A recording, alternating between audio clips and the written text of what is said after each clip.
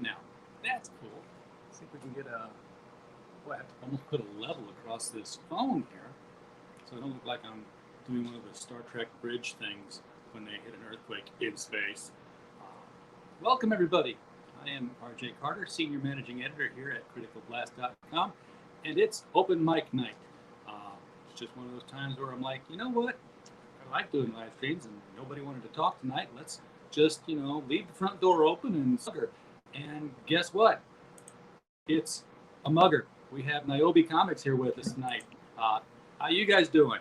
Good, brother. What's going on? You need to be a little louder, though. Yeah, well, you know what? I'm there. When you speak up, you're louder. There you go. I have to be more stentorian. Centaurian? Okay, hail, brother. No, not Centaurian. No. Stentor. Stentor was the old Greek guy who worked on his elocution. I want to say it was his. He was the guy that could hear in battle. Okay.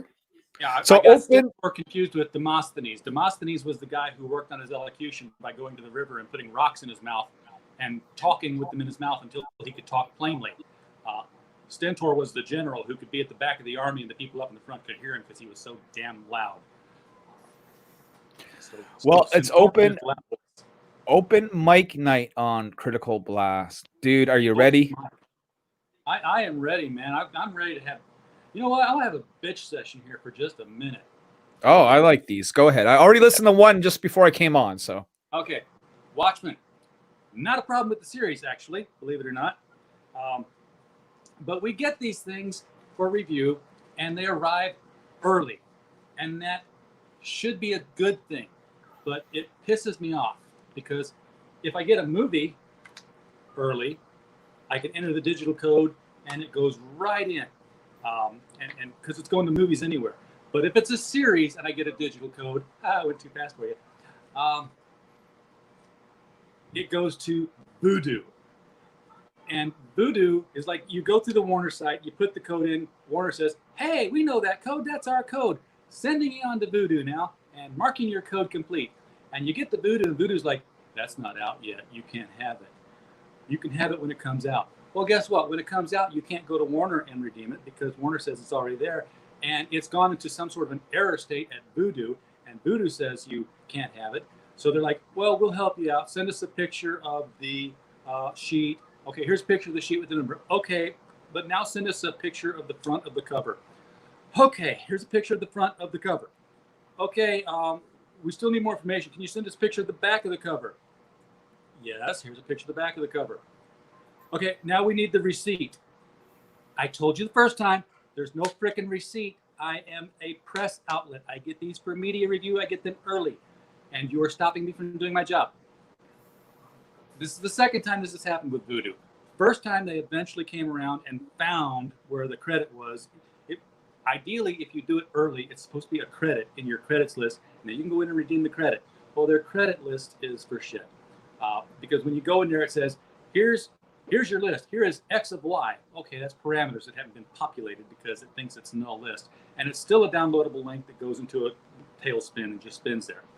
But if somebody at support goes in and looks at it, they can actually see your thing and click it, and it redeems to your list of series. So, long story short, try not to use Vudu if you don't have to, unless you've actually got your receipt for your purchase. I don't even know what it is, to be honest with you. So, Vudu, VUDU.com. It's just, you buy a DVD and it's got the digital code in it. You redeem the digital code so you can watch it anywhere. Vudu is one of those services that keeps your movies for you.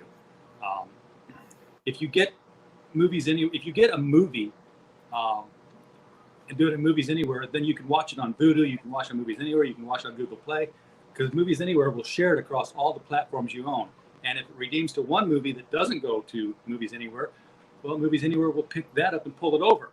What Movies Anywhere doesn't do is series. So if you get, The Flash or Watchmen or anything that I watch on television, it's going to be Vudu only, and it sucks. I've got one that was iTunes only, and wow, that was the first time that ever happened. So I don't even know how to get into iTunes. I got into it once, watched the show. I'm like, okay, great, I'm done. I'll never go back into iTunes again. And it's an iPhone, so you'd think it'd be easier to get into. One would think. Well, I'm a little, technically stupid too. I mean, I'm 53 years old, and this is, technology was supposed to be Star Trek easy. I'm supposed to be able to look at the computer and say, computer, and it says, yes. Well, we kind of got that. We got, hey, Siri, or hey, Alexa. Yeah. Hey, Siri has gotten better. Oh, crap. I said it. Okay. She's not responding. Has gotten better to just responding to your own voice, because it used to be that disc jockeys and morning radio people and Burger King would activate your Siri over the commercial by saying the magic words and having it look things up, like, where's the nearest Burger King in my area? And there it is on your phone or your Alexa or whatever. You think about like the old Star Trek shows, and they were like, computer, play me some Mozart. And the next thing you know, the computer starts playing Mozart. Well, they do that now, like. Yeah. Well, I tell her to, open my Pandora when I'm in the car, and it goes to Bluetooth. And, first thing she says is, you must first unlock your iPhone. So, here I am driving, and I've got to put my thumb on there and get it unlocked. And then I say, okay, now open my Pandora. And she says, searching, opening Pandora. By the way, you can say things like, play my music in Pandora. I'm like, well, isn't that what I just said? Apparently not. So when I say, like I did today, play my music in Pandora, it opens Pandora, and then it closes Pandora. And I'm like, that's not what I asked you to do. So it was just faster for me to just hit my thumb on Pandora. Siri responds well, but she often doesn't do what you tell her to do. She often cheats on me too. I thought she was like my one woman, Like, it's always talking to all these other men and stuff. Brokenhearted. Well, she talks to other people when I'm not around, and she lets them know what places I drive by and talk about. I've noticed that.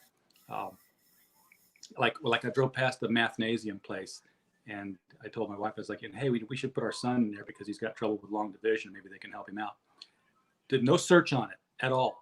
Next day, it's like every freaking promoted ad on Twitter coming at me is for that place.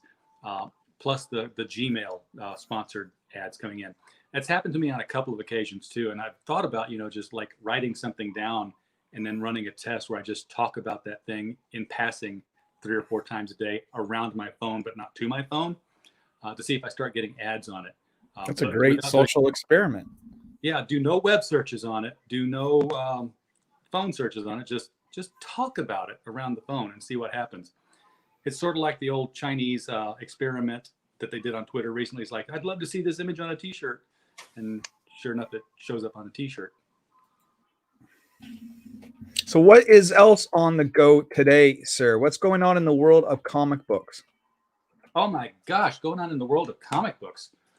Well, to get to my comic books, I first have to dig past my Pretty in Pink Blu-ray, which we just put up on criticalblast.com for giveaway starting today. So if anybody wants that, go in and enter our little contest. And it's real easy. You click on some stuff. In the world of comics, picked this up today. This is Legion of Superheroes. Haven't read it yet.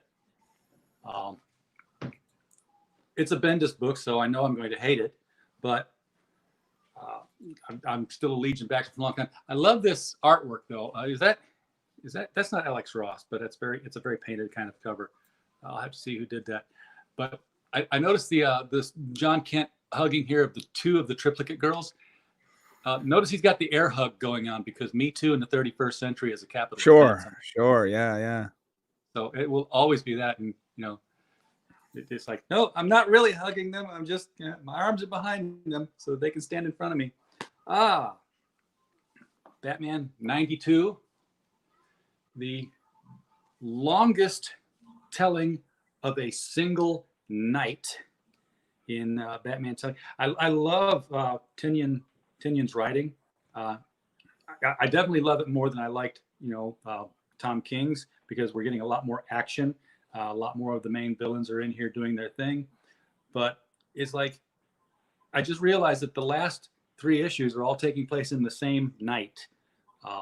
And it's just, There's a lot going on. We just know it's all it is a lead up to Joker War. And if anybody hasn't figured out that the Joker is the designer by now, he wasn't the original designer, but he is the designer now. And then, of course, we got Nightwing, who still doesn't know he's Nightwing. Also lead up to the Joker War. And probably the best thing that came out today, Batman: The Adventures Continue, which I haven't finished reading yet. So which is a good sign, because it means it's not a fast flip, but it's Batman versus Lex Luthor, which is not the fight you usually see. And still up for review, I found some things at Walmart the other day. Walmart. I found some Allegiance comics at Walmart. I found Nora's Saga. I found The Futurists, and I found Red Rooster. Now, here's the thing. I don't even think I can get those in Canada. I don't think they're in the Walmarts in my country. I would love to go and see them and grab them, but I don't think they're available. I tell you what, if they're not available, do a check, see if they're there. Here's the thing. They're supposed to be like in this red cardboard end cap that we all saw the pictures of. Mine were on a metal shelf end cap near stationery, under a shelf that had some clearance priced cookbooks for the Pioneer Woman. And they weren't even labeled on the shelf what they were. They were on something that was supposed to be $22, but there they were 1, 2, 3, 4 just stacked up. And if you passed the main aisle there, you would see them. But you did not see the Allegiance Arts stand, the eye-catching bright red. It's just, I just happened to glance over and like, hey, Red Rooster, finally I found it. And yes, they did put the price sticker on the front cover of every single book. Yeah. Despite the fact that, there's a barcode on the back with the price sticker on it, just like every other frickin' magazine you sell, Walmart. Hey, second bitch session. All right. 2 in 1. Oh, so what's new in the world of Niobe Comics? Because I'm seeing you're getting a lot of traction since our last conversation. People are talking about you. Well, if they're talking about me, I hope it's all good. It has been so far, except for that one guy who said, man, this art sucks. No, I'm kidding. I don't know who that guy is. No, it's fine. We're funded. We're 8 days left to go. So, we're looking to, maybe hit some stretch goals if it's possible. Cool. But it's the first hurdle, and that's you make that, you made it. Oh, we got comments. Who's in here? Yeah, we have Canuck in the chat. Canuck's here. Yeah, the Canuck joined us a couple of days ago here. He's been popping in whenever he sees us. So welcome to Canuck. Glad to have you here. This is more of a chill stream. You want to come in and talk, man? The link's in Twitter. Just hit our profile. We just threw it out there. Left the door wide open, man. You shoot the breeze about comics and sci-fi and everything else. Yeah, no, I fired your link out, so who knows who might drop by. Fantastic. Yeah, it's just let's hope we don't have one of those nights like Peter Simeti had when he first tried the open mic night. He kept having to kill the stream. I had my first stream killed last night, by the way. I had Dan Fan on, and we were talking O-Girl. I'm going to call it O-Girl. And somebody flagged my channel while I was talking to her. And YouTube yanked me during the last 10 minutes of the live stream. Now, I didn't know it because I dual live stream now. So we're going both to YouTube and to Facebook at this moment. So it just kept on going at Facebook. I didn't get a notification that said, hey, you've quit showing stuff. So right. The last 10 minutes on the Facebook version, I immediately appealed because I was like, the only bad word on there, the only trigger word on there was O, the O word, female creator. And if I search on that word in YouTube right now, I'm going to find a lot more explicit content you saw on anything of mine. And, it's like 4 hours later, they're like, yeah, okay, we've reviewed your appeal and we've reinstated your video. I was like, yeah, and that sucks though, because it was a live video and they take it down during the live broadcast, you defeat the purpose of a live video, right? And Yes. YouTube will do this for a couple of reasons. The reason number one is, as you outlined, someone may have seen something or watched something they didn't like, and they decided to report you. But more often, what it is that the algorithm itself just picks up something it doesn't like and just assumes you did something wrong and forces you to make an appeal to get a set of human eyes on it. Yeah.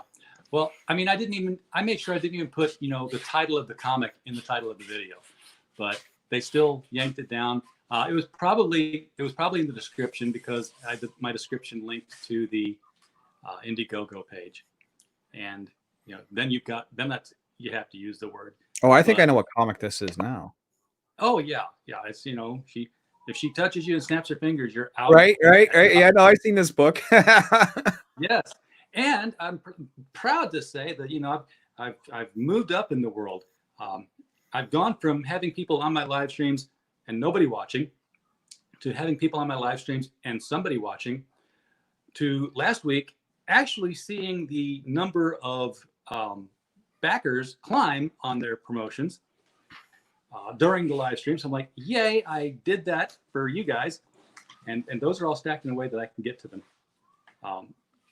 And then last night, I was fortunate that Trisha came on with like only $65 to go to being fully funded. And she got fully funded right at the end of the show. So good. That's my first fully funded campaign that happened during my live stream. That was a $5,000 campaign. Most of the heavy lifting had already been done. So I was, Well, that's the great thing about these campaigns is like you often get your initial boost right when you launch because people who are your friends and your fans are excited to see it. And then you'll get your next boost basically when you're close to funding. So someone will see that you're 50, 60, maybe $100 away from funding, and they'll they're nice. They'll help topple that, right? They'll get you, over the hill. And then the other great time is like right towards the end, like your last 3 or 4 days. So the people who put it off or kind of forgot, like, oh damn, I got to jump on this now. And there's like this mad rush, to back. So there's always the cycles in crowdfunding. Yeah, and she's got like 20 days or more left on this campaign, so she's going to have to come up with some stretch goals now. Yeah, and on Indiegogo, you can go in demand, so she can keep that running if she wanted to. You know what I mean? Right. I've done one Indiegogo for in demand, just because I had to raise some money for a move, and I had books already published that had just come out. So I said, well, let's do some, in demand stuff where I'll just put some packages together and sign these books and ship them out to readers. And it was okay. It didn't do gangbusters. I mean, Ethan EVS brought me on his show and let me bump it, and I will always be forever grateful that he let me do that because it was a rough time in my life.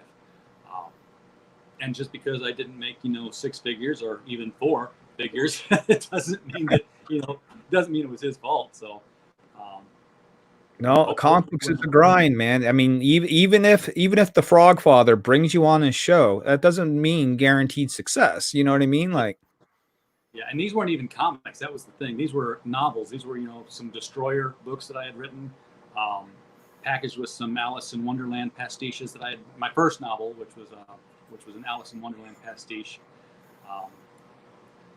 But I've got the itch to do a comic. And I've had this idea that I was, formulating into a novel for a while. And I was like, what if I just do a 4-issue miniseries or turn into a graphic novel? But the thing is, I've done enough interviews with all of you guys to know that you have to pay an artist up front a few $1,000s. And I'm like, yeah, that project's not going to happen for at least a year. That's one way to do it. That's not actually the deal that I got. I mean, I do pay up front, but I don't pay all of it up front because I find when you do that, they'll procrastinate in getting the work done because they already got the money. You know what I mean? Yeah. So the arrangement I have with my artist is I'll pay him a couple of pages, he'll draw a couple of pages, and then I'll pay him for a couple of more, right? You always got to keep that the bait on the hook, keep them hungry for more. And it makes them work faster because they'll want that next payment, so they'll get the pages done so they can get to that next payment, right? So I'm just lazy enough to say, hey, would you like to, take my story and be considered a co-creator and, just, go in on this with me and take the leap together. And you can get $500,000 that we'll make on. Well, those are what's 1,000. called back end deals. Now, back end deals can be very lucrative, or they can be detrimental. Like I've seen, there's another guy that lives in my city. I won't name him or anything, but he did a lot of this. Like, hey, I'll split profits with you 50-50. It basically sounded like a get rich quick scheme, right? And then when they funded their book, they barely made funding. I think they got like maybe $400 or $500 each for like a 40-page book. I mean, it burned, right? And then they still had to print these things and ship these things. So I'm not a fan of back end deals unless if you got a sure thing and it's been proven. I have a quick question for you. With that particular publishing project, was that through a GoFundMe campaign, or was that through like the old-fashioned diamond distributing type like thing? No, this was a Kickstarter. Kickstarter. Oh, even better.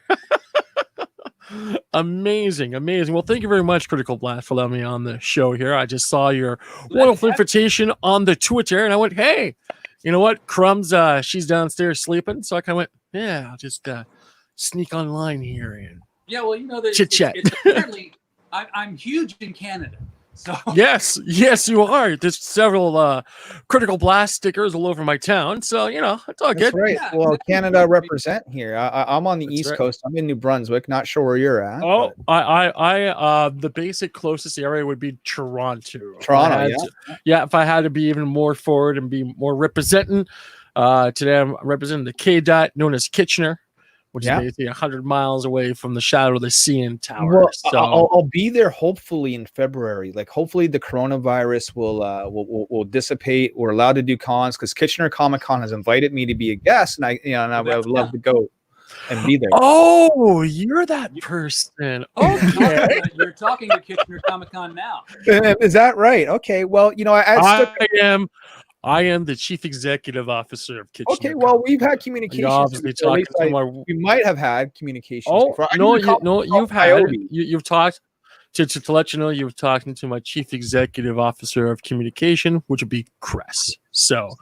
that's how that's working. Plus, on top of that, unfortunately, I've suffered a major injury since January, so I'm sort of sifting in and out of conversations. But however, I'm getting a little more better. The collaborative skills are slowly clicking in. So let me ask you this. Do you guys think you will be up and running in February? Do you think there will be a convention? Well, have you been following all of our fantastic Twitter postings and Facebook postings by chance? I see more on Twitter than Facebook, but Twitter runs so fast it's hard to keep up with everything. So. Awesome. Well, basically do a little bit of shameful plugging. If you go at KitchenerCon, basically our event will be in attentively in May, not February. So basically pencil it down your calendar, and we're seeing what's going on because everything's unfortunately connected to a floating base. Reason being is we still have to book City Hall, and at the same time here, everyone's taking a 2-month wonderful break, much needed, I have to say. So the thing is that the date might be changing, but right now we're looking definitely at a May date versus a February date. So here's the thing with you guys, right? And this is the first thing I noticed it was during, and it's still going on, the whole Kick Vic thing, but I had stuck out for Vic Mignonia at a con here in the Maritimes, and I ceremoniously got banned. What? Really? Tell me more. Tell me more. Tell you more? Yeah. Well, I know I got into a fight with a hardcore leftist, not a fist fight, but 30-second disagreement in Halifax, Nova Scotia. And then Halifax. I used to live there. Wonderful country. Yeah, he then decided to write a 1-page essay on what a piece of crap I was because I defended Vic, and I was then called a men's right activist. He called me an MRA. I didn't even know what the hell that meant. I had to go to Urban Dictionary and look it up. And I'm like, oh, this dude is off his mark. And so word got around to the local scene here in the Maritimes. And then I get a phone call from the local con here in Moncton. And they're like, the bad press and this and that, we just can't have you at our show this year. What? What? Mr. Hodges, I have volunteered for these guys 3 years in a row and then ran a table there for the other 3 years. You know what I mean? Jesus, no, I hears you. Well, basically, to be ever so humble, Kitchener Comic Con is the largest comic book convention in the history of the region of Waterloo. What does that really mean? We're a small city, so we're still moving forward with positivity and so forth. as everyone probably knows by now, we saw all the stuff that's going down with Vic, and we kind of went, you know what, we think this is grossly unfair. And of course, we got to our own trials and tribulations of dealing with fandom on the toxic side of things. But however, we stood our ground. It was a hill we're going to die on. We went, you know what, fuck it, we're going to bring Vic in and take it from there. Not only did you bring in Vic, you brought in Nick Rekieta. Oh yeah. Well, the funny thing is that how did it all start? It started in, I think, January, early February, and basically what happened was that both Holmes and I we're roommates. So the thing is, I get this knock on my door at 3:00 in the morning. Of course, I'm almost about to hit that zone of falling asleep, and of course, I open the door and Holmes is there, and I kind of go, Holmes, what's up, bud? And she goes, I think we could get Vic for like $3,000 or something like that. I kind of went, why would I want to get Nick for $3,000? That's way too much. And she goes, no, Vic. And I'm going, what? Because it's sort of like playing Tetris. It just fit perfectly. So the thing is, of course, things bounce back and forth, but that was the beginning of the conversation with that. And of course, once we signed up Vic, I went, well, I want to get Nick now. Right? So it cost $3,000? No. Unfortunately, I can't go in the full details on how much guest costs and stuff like that. But the thing is that what I can share is how things were in the beginning type of thing. But long story short, we really wanted to bring Nick up to meet his Canadian fans and stuff like that. So the thing is that it was really important for us to bring up Nick, and we had Vic already. So it's sort of like, hey, let's do the combo there and see what happens. Because I just know that Nick's a lawyer, so if he went up there on his hourly rate, he could end up costing you more than Vic. Damn. Right? Well, that's the whole power of the contract, isn't it? Especially with Mr. Rekieta there. We were very, very firm in our terms and conditions moving forward, using simple language. Stuff like that. Are you still going to charge those exorbitant entry fee rates when you come back in May, or are they gonna? Well, the thing is that our overhead is usually zero per individual, and we're hoping to increase that to a positive zero. But it really depends on what's going on. The whole thing is that we're always trying to figure out different ways to make up lost revenue. Reason being is that allows us to do simply more. And that's one of the few things about Kitchener Comic-Con that we installed in the very beginning back 6 years ago, which is basically trying to generate opportunity as much as we possibly can. Our numbers is basically a direct derivative of the region of Waterloo, how much people could pay, so forth and so forth. And of course, doing what we can, we sort of managed to sort of change the whole convention scene. And of course, scaring some of the bigger cons over in Toronto and Hamilton and stuff like that. Reason being is like, hi, we have a free event. Come on in. Let's have some fun. Yep. As Nick would say, the water's warm and it's good. Come on. So the thing is that when you get the detractors all lined up saying, we're going to hit Kitchener Comic-Con rate in the actual pocketbook, we're not going to pay and come into your event, we'll go, all right. We're not going to buy a VIP pass. That's fine. The cool thing about the con, and hopefully the invite's still good, is that you guys were not political. You guys just wanted who the fans wanted. I watched some videos afterwards, on Vic panel and stuff like that. It looked great. It looked fantastic. We had genuinely see. Here comes the funny thing about conventions that I really think that a larger convention owners have missed out on. It's something that both Holmes and I have echoed several times over, is that they've really forgotten about the moments that go into a convention. And it's really sad to see, because basically sometimes what a convention sort of feels like is that they're producing a widget or kish, if you will. And it just seems to be just pumping out constantly, and the whole moment thing just simply it's not there. And it's just really sad to see, because basically what we have done is we said, look, spend the money, come to Kitchener, let's have a fun time. It's a 0 point entry fee. You can still get into our panels. You can still get into workshops. You can see all your friends in cosplay.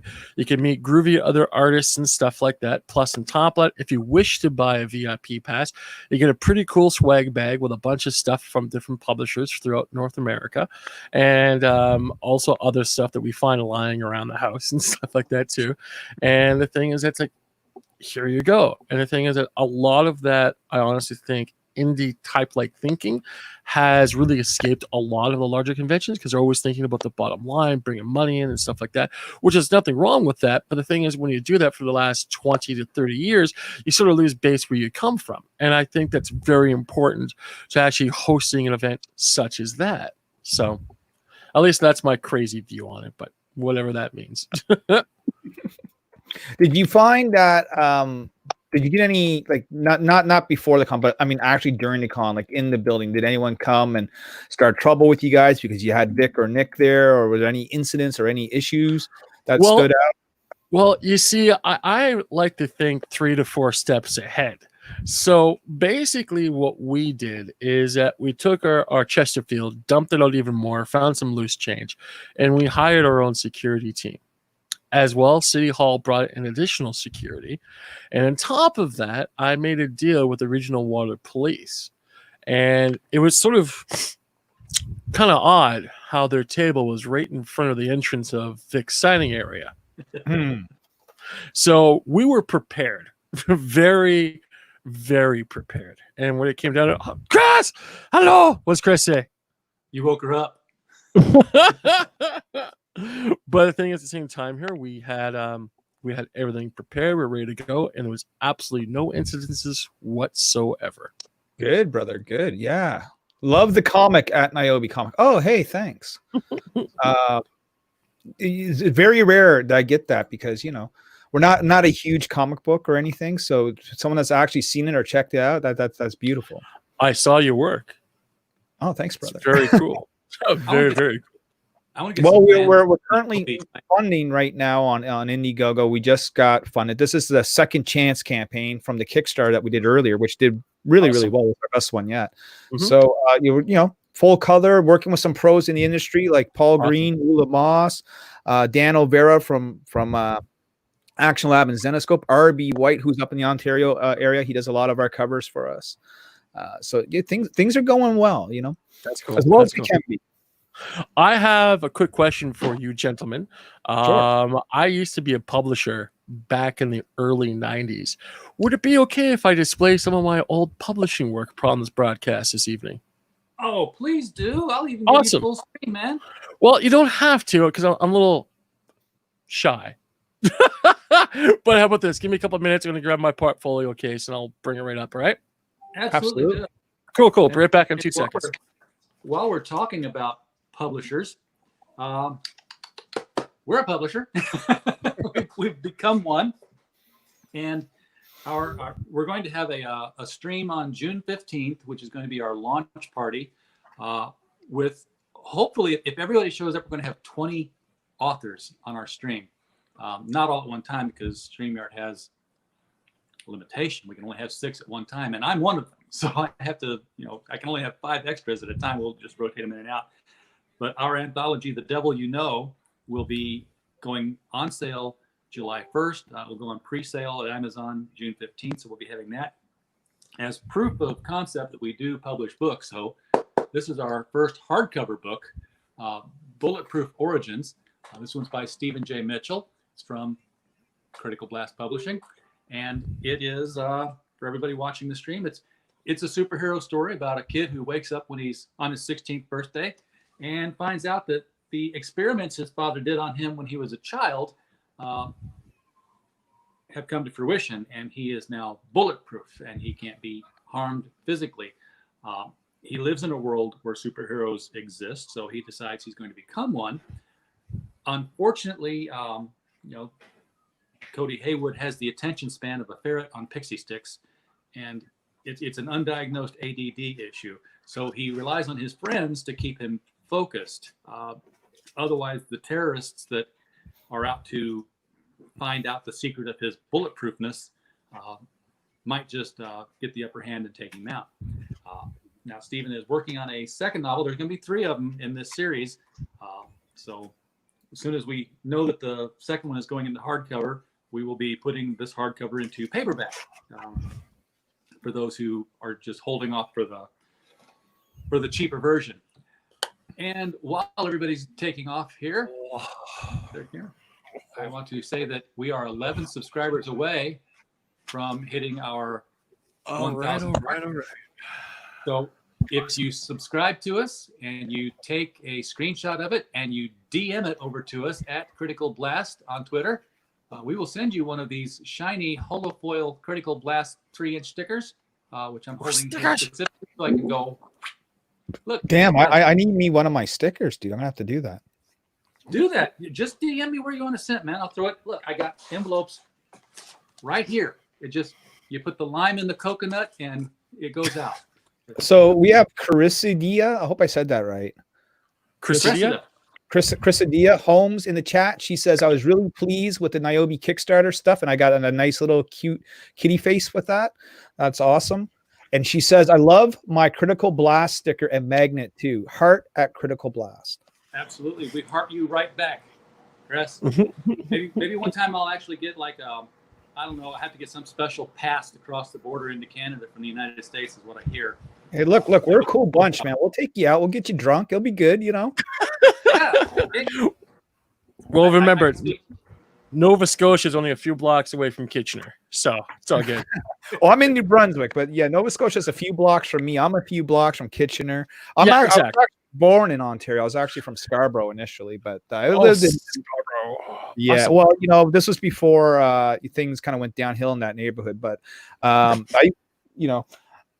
lived in New Brunswick most of my life. I'm from a small little town here, you know, but we have a thriving comic book scene, you know, as far as creators and stuff go. But again, though, if you say the wrong thing to the wrong person at the wrong time, it can get you excommunicated. I'm living proof of that. Well, the funny thing is, in the entertainment industry, that happens sometimes. And I'm really sorry that happened to you. That really, really sucks.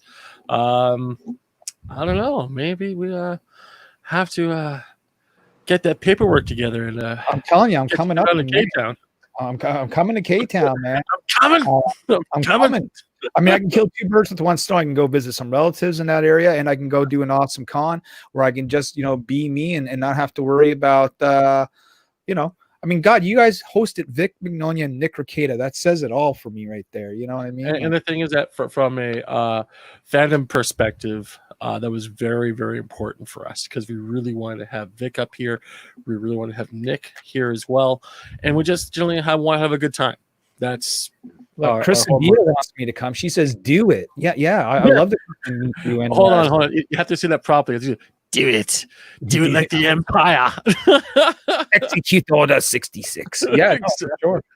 So, if you don't mind, I like to know. I haven't read over your fantastic comic yet because, again, Chris bought into your campaign. Could you possibly tell me a little bit about it?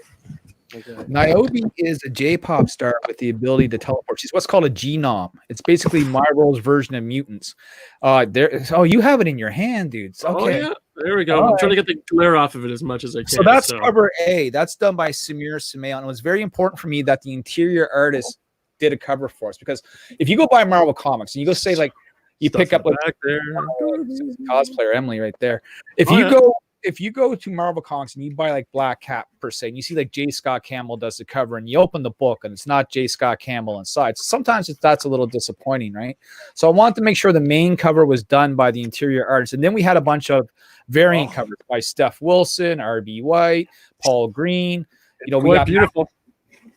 We got Matt Weldon coming up for the next issue. You know, he's got a punchline. We have had Luigi Terrell from Rag do 2 covers for us now. One even features Sailor Rogowski on the cover. And Niobe is going to be in Sailor Rogowski, the comic book from Brian Ball, coming on Patreon. I believe it's going to be September 25th.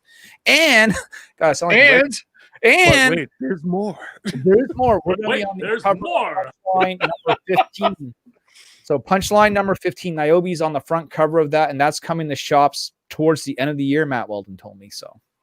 That's awesome. And also looking through this wonderful box I got here, there's some extra stuff too. Like we got this little guy here. Very, so that's Niobe very powerful. Yeah, that's by Kylie Knight. She does a lot of work for Big Dog Inc. now with Mr. That's Tom cool. Hutchinson. That's Yeah. very cool. That's very cool. And we got this. We got this. So which that is done by very Halifax cool. artist C.K. Russell. She works a Awesome. lot with Tony White now. He's an editor over at Chapter House Comics. Very cool. I'm familiar with Chapter House. So Yeah, well, we're doing Captain some good Todd, stuff right? there. Oh yeah, you got it. You got it, Mr. Richard Guy Cumlin. King died from Dan Perron, all that good stuff. And yep, you got it. And the last one I have is this one right here. So that is the new character we've introduced into the series. She makes her first appearance in the book that you have in your hand. Her name is Ariel. She kind of opposes Niobe. We're not sure if she's a villain or a good guy. You have to read the book and make that judgment for yourself. I have to critically think. Goodness gracious. Yeah, well, that's what I make you do. I throw a situation at you, and I don't preach to you. I don't try and pull you to a side, but I ask you. I like people to read a book and then make their own opinions after they're done with it. But that was done by Josh Spencer. He's a great artist from Australia. Australia, yeah, Mike. Yeah, I mean, people worked on this from all over the world. Very gnarly, Mike. But that's cool that you have that. So yeah, you can Canada definitely check just that out. use an A to make fun of Australia. Hey, What's that? I don't even notice when I do it. Sometimes people will catch me on that. It's not like we say A after every sentence, but once in a while it slips out. You know what I mean? Like, yeah, I can totally understand there. I can speak French, oui, and I can speak French Canadian, oui, eh? So here's one of the other covers. This was one done by Paul Green and Ula Moss. That was absolutely. Oh, that's awesome. That's awesome. I'm going to zoom in a little bit here because I got this new little right trigger. There we go. All that. Come on, zoom in. So he was our big ringer. You know what I mean? Woo, look at that. That's awesome. Yeah. So he's got very much like a J. Scott Campbell sort of style to him. A lot of his books go for high money in the secondary market. Like I just got a CGC account now as a creator. So now I can send in my own books. They give me a discount and they'll give me the signature label. So we're going to have all those coming up soon too. And so if anyone ever wants to know what this actually looked like on the inside, this is the first time we've gone full color. Niobe was previously black and white. We've leveled up our game. We changed our art team around. We got Joe Rodriguez from Metal Ninja Studios doing the lettering. That flows so fantastically just by quickly looking at it. Look at that. Oh, fantastic. Richard C. Minor. He should be looking at this stuff, yo. Look at that. And we print. Everyone asks me who we print through. We print through Comics Wellspring in Detroit, Michigan. Okay. And so they do a fantastic job. This is a great quality book too. I mean, I usually print locally just here in town, but they were going to charge me more to go color. These guys were actually cheaper. So. Wow, that's cool. That's cool. If you don't mind, you could find me at Mr. Hop on the Twitter. I would really like to know what it costs per unit to print at what volume of print. That's very easy to figure out because all you have to do is actually just go to their site. They got like a little thing that you just number of pages, the quality you want to do, and they'll just give you an estimate right there. Wow. That's because basically back in the day when I was printing this guy up, so some of the stuff that you currently have simply did not exist back in the day. And the thing is that this was printed by a printing company called Pretty Print, the same people who do Aardvark Mannheim, known as Cerebus the Barbarian. Yeah, the Aardvark, man. Dave Sim, right? Dave Sim, you got it. Basically, Dave Sim is a local boy here. And the funny thing is that he's actually a family friend of my father's. So basically, Sim was one of the few people that actually really inspired me to get into publishing in the first place. Just because, oh God, it's like back in the 90s. And the thing is that, there's a lot of action movies and vampires and stuff like that floating around. Yeah. And at the same time, I really wanted to bring the whole publishing thing in.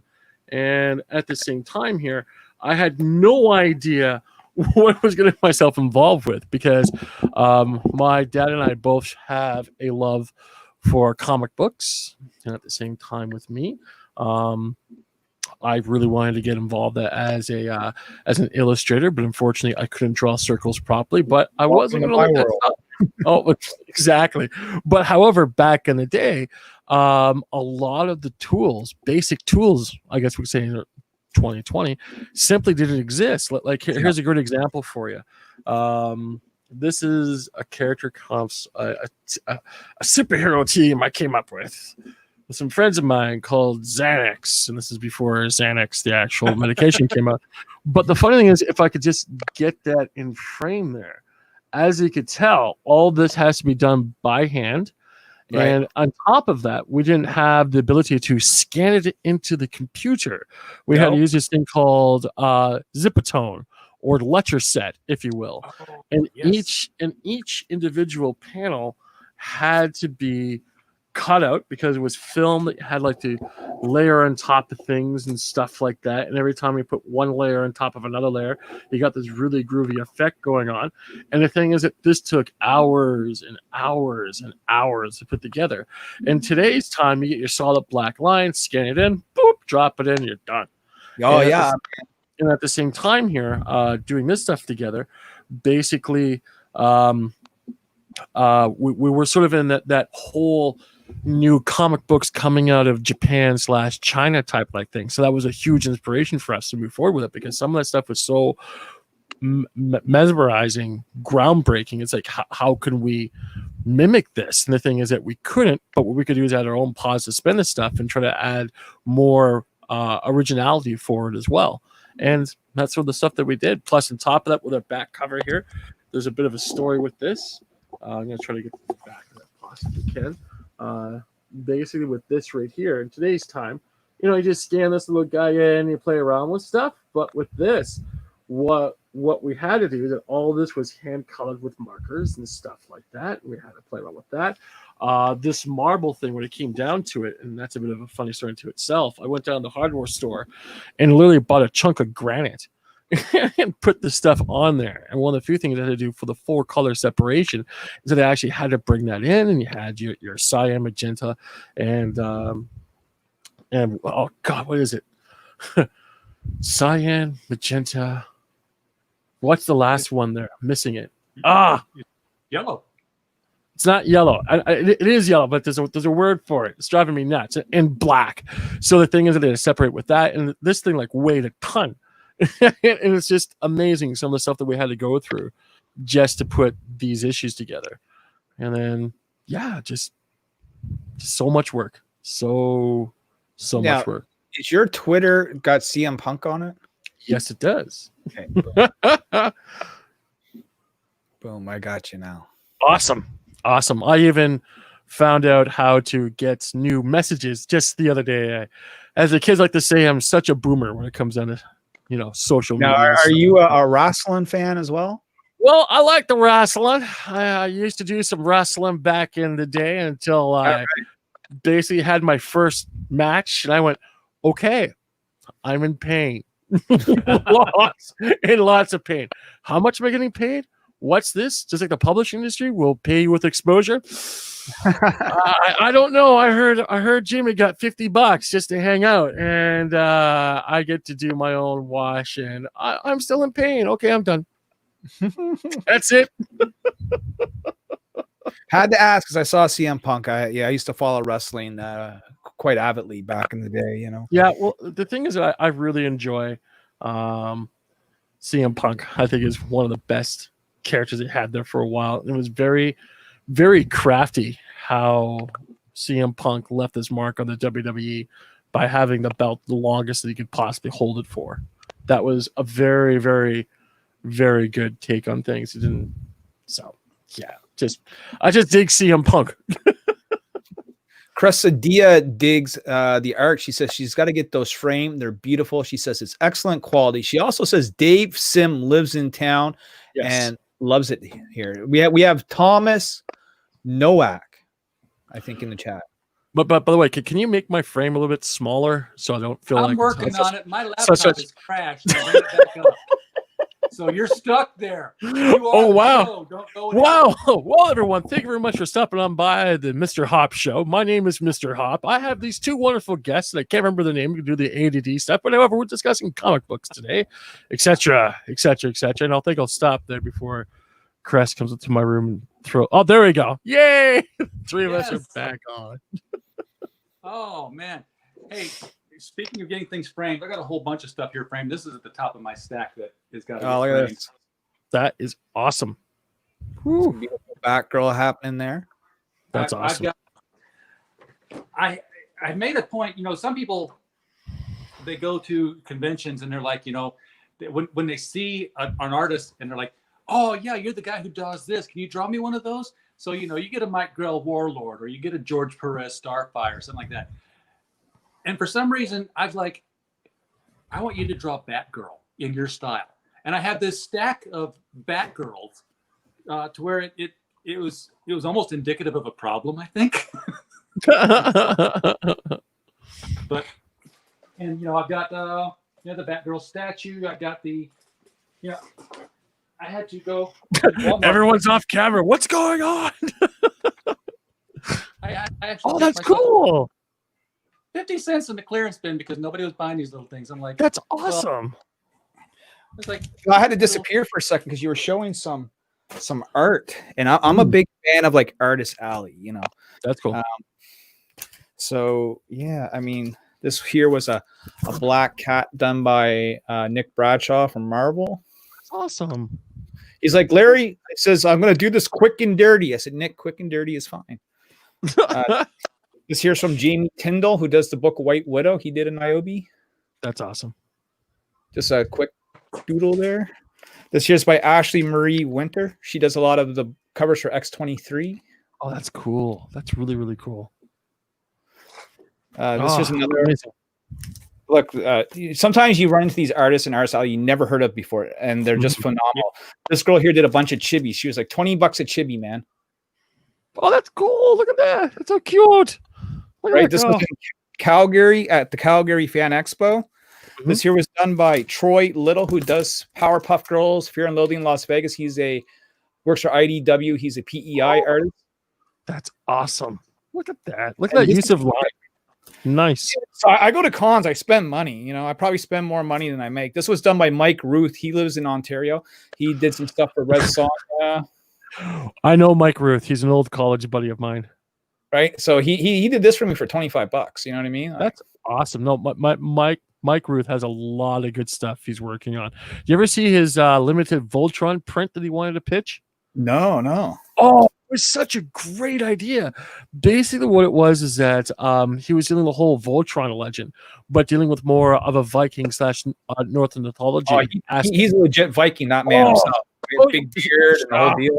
Oh yeah. We had Mike come into Kitchener Comic-Con a couple of times, but the problem is that sometimes the schedules just conflicts when we have the event ups. It's like, all right, cool, but I really respect the shit out of Mike. He's totally awesome. I drank with him at a con here before I got banned at the after party at the organizer's house. And he was sitting there telling me that he still had a full-time job, working as a janitor at a school. I'm like, you fucking telling me that you're a janitor at the school, but yet you're fucking drawing Red Sonja? Can you get Red Sonja back up again if you don't mind? Yeah. Look at that artwork. Look at the use of line and color and everything else like that. It's just a crying fucking shame that people like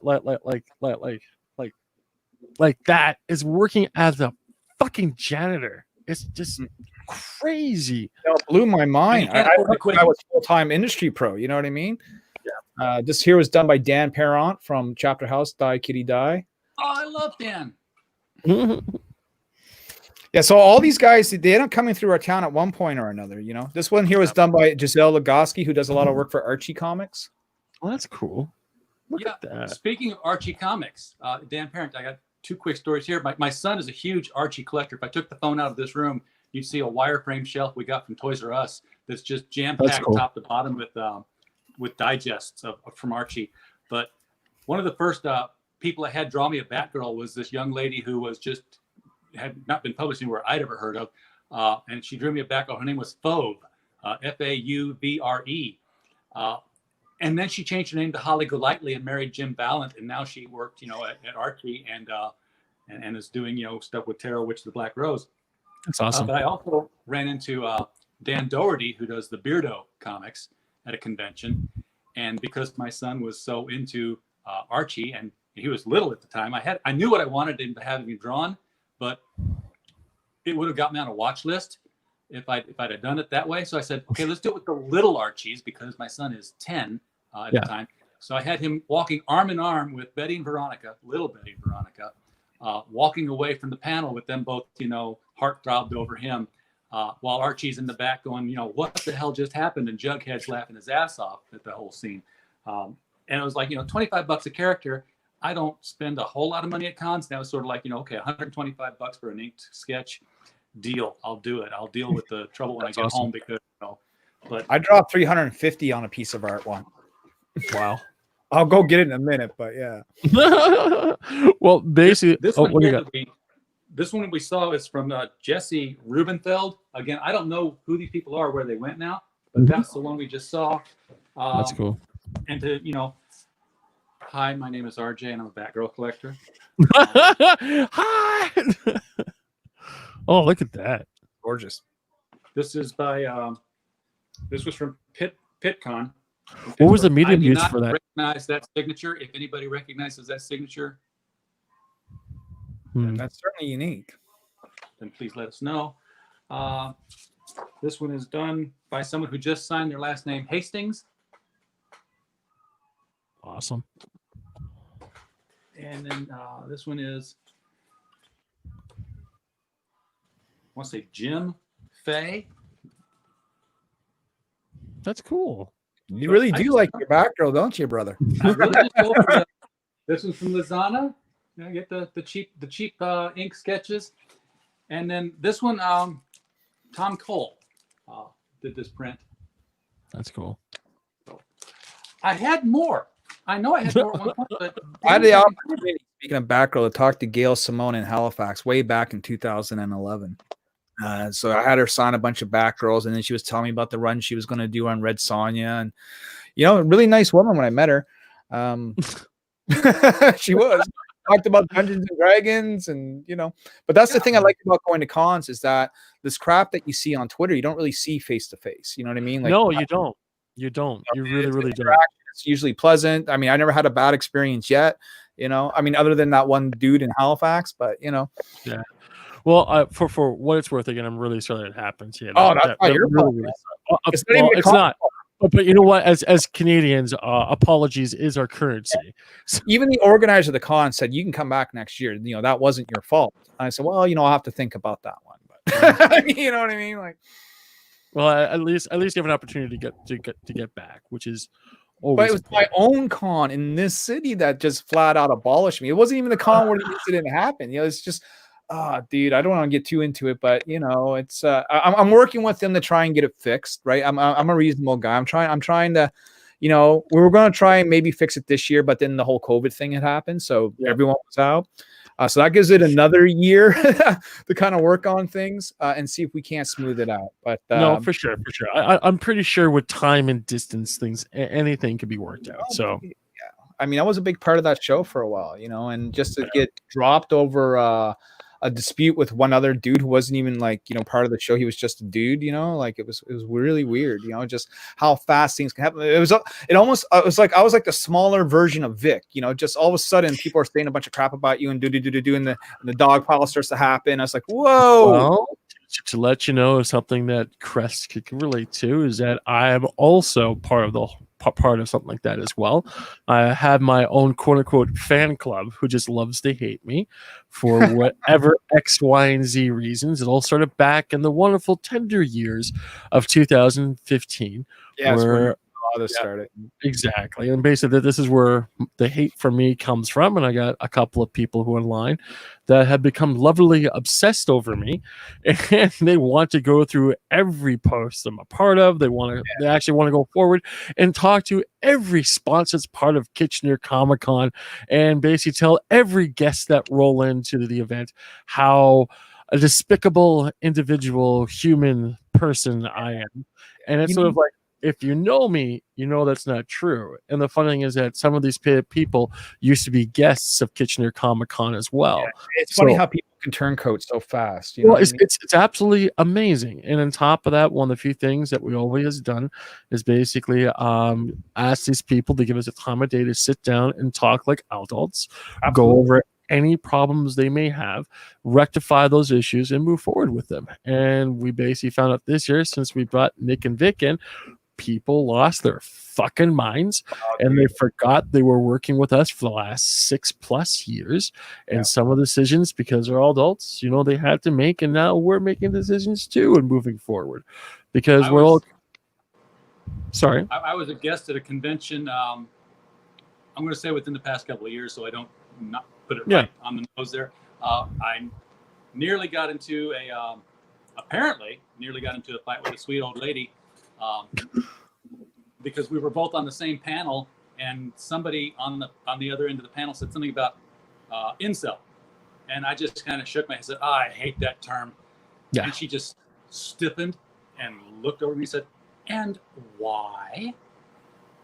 And I was like, oh, well, because it's very high school, because it's like, oh, you guys would just be fine if you just got laid. And I thought, that's a very, didn't we all as sci-fi geeks live through enough nerd torture in high school where, we were told that we couldn't have sex with people because we were nerds? And she's like, well, I think, no, we'll just fight. I'm like, oh, we wouldn't fight. We would debate with vigor. She's like, no, we would fight. I'm like, okay then. Yeah. I don't know. So some people have their kinks, I suppose. I just don't know these days. I just know that Twitter was gonna go. Yeah, it's really unfortunate that you had to go through that. And at the same time, here, I'm not quite sure if you gentlemen have noticed or not, but Twitter seems to be going through a massive meltdown right now over its own right and left politics, which is very interesting. Because the funny thing is, the laptop that I have right here keeps me warm at night, as the Twitter wars seem to be going on about whomever and whatever. Another thing I like to plug from back in the day as well is that, again, we got the Uncommon Works from my previous publishing company. Plus, on top of that, I helped a friend of mine put a comic book together called Cattle Brain from Itchy Eyeball Comic Books from back in the day. And this is done by a wonderful, wonderful artist named Greg McCann. And the thing is that this is all ink wash and stuff like that, printed on newsprint, which is awesome. This is what it's about, man. You know what I'm saying? Yeah. You and I would get along just fine. I can't wait to come there and see this good stuff. You know what I'm saying? Like, well, the funny thing is, back in the 90s, there was this really, like, how San Francisco is when it comes to the independent publishing and stuff like that type of thing. Back in the mid 90s, there was just something in the water, because the stuff that Dave Sim was doing really reverberated with a lot of young people such as myself. And there was like 4 to 6 different publishing companies that came up from nowhere, and all of us were just gunning for that. We want to be the next Canadian Marvel type like publishing company. And of course, none of us had no idea what we were doing. It's like the underwear gnomes things from South Park. Step 1, find underwear. Step 2, step 3, profit. Yes. I remember, I started collecting comics probably in the late 80s, and some of the black and white comics I bought were obviously the original Turtles, and there was some Usagi.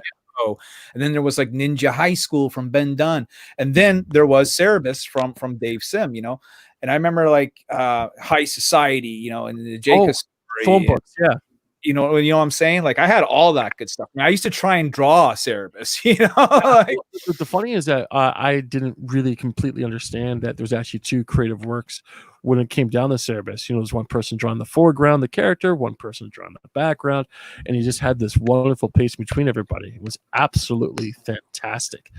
So again, the funny thing is that there used to be a comic book shop called Now and Then Books, and the thing is that was basically Dave Sim's ground zero for all of his stuff. Like, as an example, this is old poster that I want to get so badly, which is basically when Dave was hitting his halfway mark in his publishing goal, and it's just Cerebus sitting there on an actual bench, completely beaten up, and it's just something I really, really want to get, but I'm never quite sure if I ever find it again. What are the chances that we see Dave Sim at Kitchener Comic Con? Well, here's the funny part: Mr. Sim doesn't do conventions anymore. Just doesn't do them. But however, if you look hard enough, you will find him at KCC. Floating around somewhere. Oh, you got it. You got it. Because one of the few things that happens at Kitchener Comic Con is we seem to be pretty much everyone out in the region. And Dave Sim's still part of the region and he still shows up. And sometimes he might make a video saying, if you find me at Kitchener Comic Con, tap me on the right shoulder and say my name. I will engage in a conversation with you. And you could win this new fanzine I'm putting together or something like that. You have to bring some Cerebus comics with me. Oh yeah, no, it's really cool because what we did back a couple of years ago is Dave Sim was giving out a massive Cerebus giveaway, like massive. We basically made a deal with him for 2 tables, and he was just giving the stuff out like crazy. Any Cerebus fan folk North America, honestly, should have been at Kitchener Comic Con to fill the holes in their actual in their collection or start from scratch. And Right. it was a really, really cool thing that went on with that. And this is just some of the very groovy things at KCC. Now, what is this? What am I looking at? That's a Mike Ruth Niobe. Wow. Awesome. When he Awesome. was Look here. at that. Yeah. Look at that. We even have a My Little Pony Niobe. There was a pony artist. I said, dude, Niobe pony style, be raw, rad. That's awesome. And then let's see what else. These are just some of the ones I paid a little bit more money for, right? This here was like a Catwoman by Nick Bradshaw. That's cool. I won that at an auction. This here is done by great Canadian artist. She does a lot of work now for Lady Death, Brian Polito. She does a lot of work for a variety of other companies, but especially Action Lab. This is Dollface done by Colette Turner. So it's Niobe cosplaying as Dollface.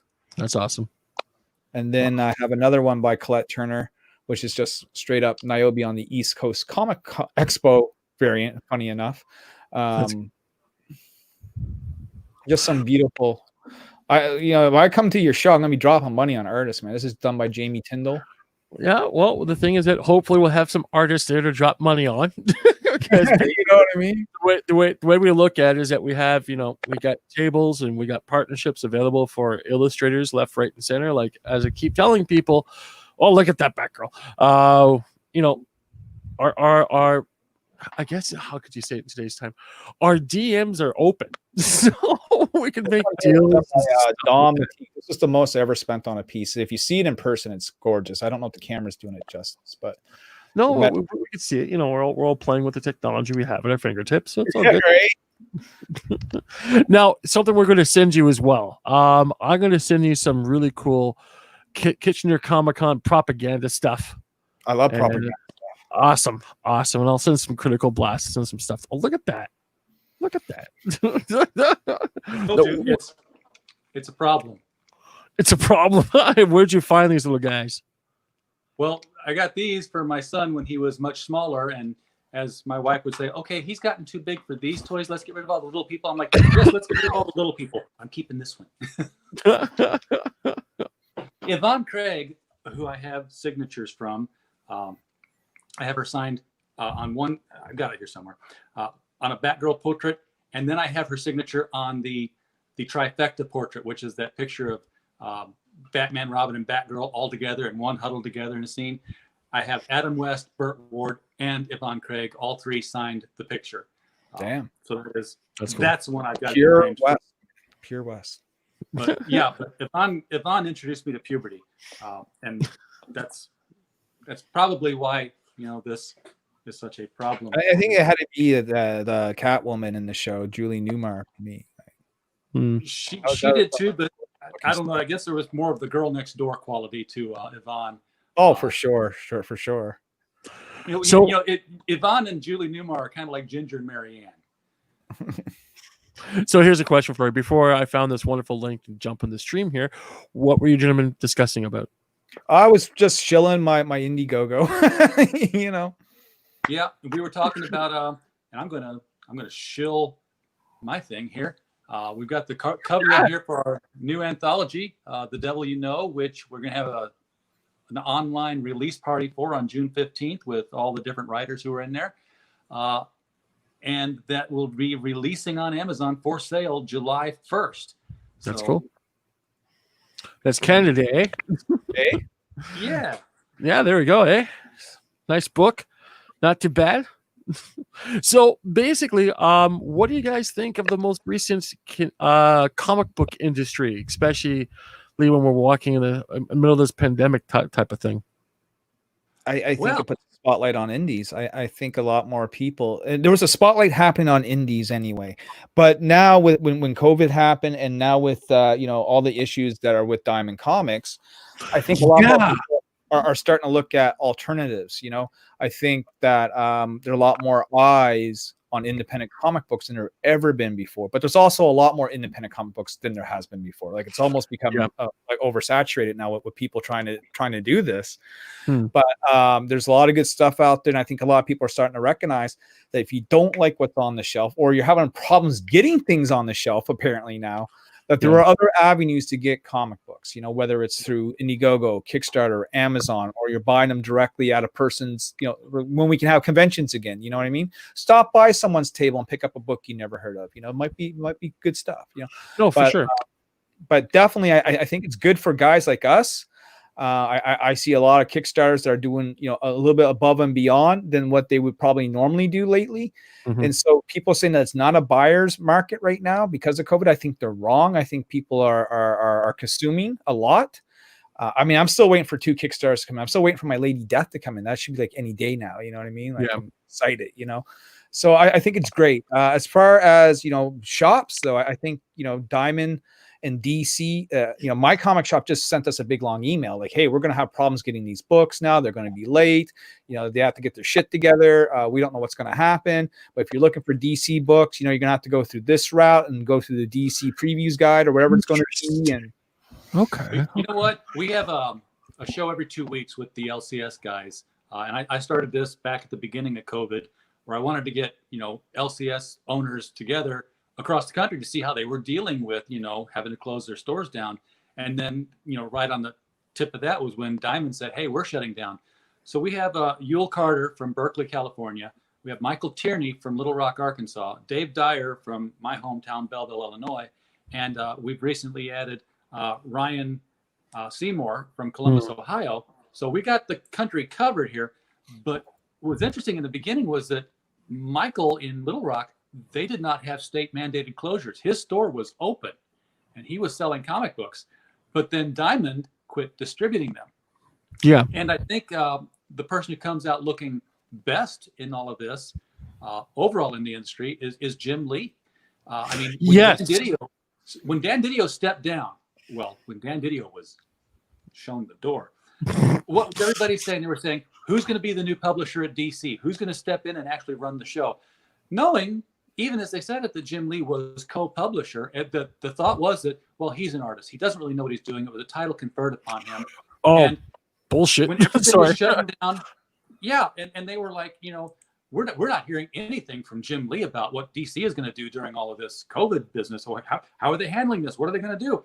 And while everyone was sitting there panicking, saying, hey, we're going to offer discounts. Hey, we're going to, shut down for a while. Jim Lee's just quietly doing shit. And what do you know? DC's got 2 new distributors. They're putting books back on stores. And Diamond's like, yeah, we can't do this till August. Wait, DC's doing what? Yeah, we can do it in May. Well, the thing is, I'm not quite sure if you gentlemen remember the comic book state that it was back in the 90s. And the thing is that as you say, Jesus, I feel old by saying this, but as an old time publisher, I remember there wasn't just one distributing company. There was at least 5 to 7 of them, because you had Diamond, you had Multibook, you had Andromeda, you had what's the other one? Oh God, I remember Friendly Franks. I was doing this in the 80s. Yep. There was Friendly Franks, and there were several more as well. But the thing is that there was a whole plethora of different distributors to go through, and over time, that all shrunk down to one distributor, which was Diamond, which was I didn't believe that this actually had a monopoly over the whole publishing industry. Well, a quiet monopoly, if you will. And the thing is that it was just mind-boggling to hear this. And of course, when the pandemic hit, hearing Diamond saying, well, you know what, we're not going to pay certain people, and we're going to do this, and we're going to do that. I'm going, are you kidding me? And it's just completely mind blown from all of this. But that's just me. So I'm really glad to hear that DC found a new distributing company. I'm hearing some comic book shop owners are grumbling because I think I deal with two distributors now versus just the one, which I think is a lot better.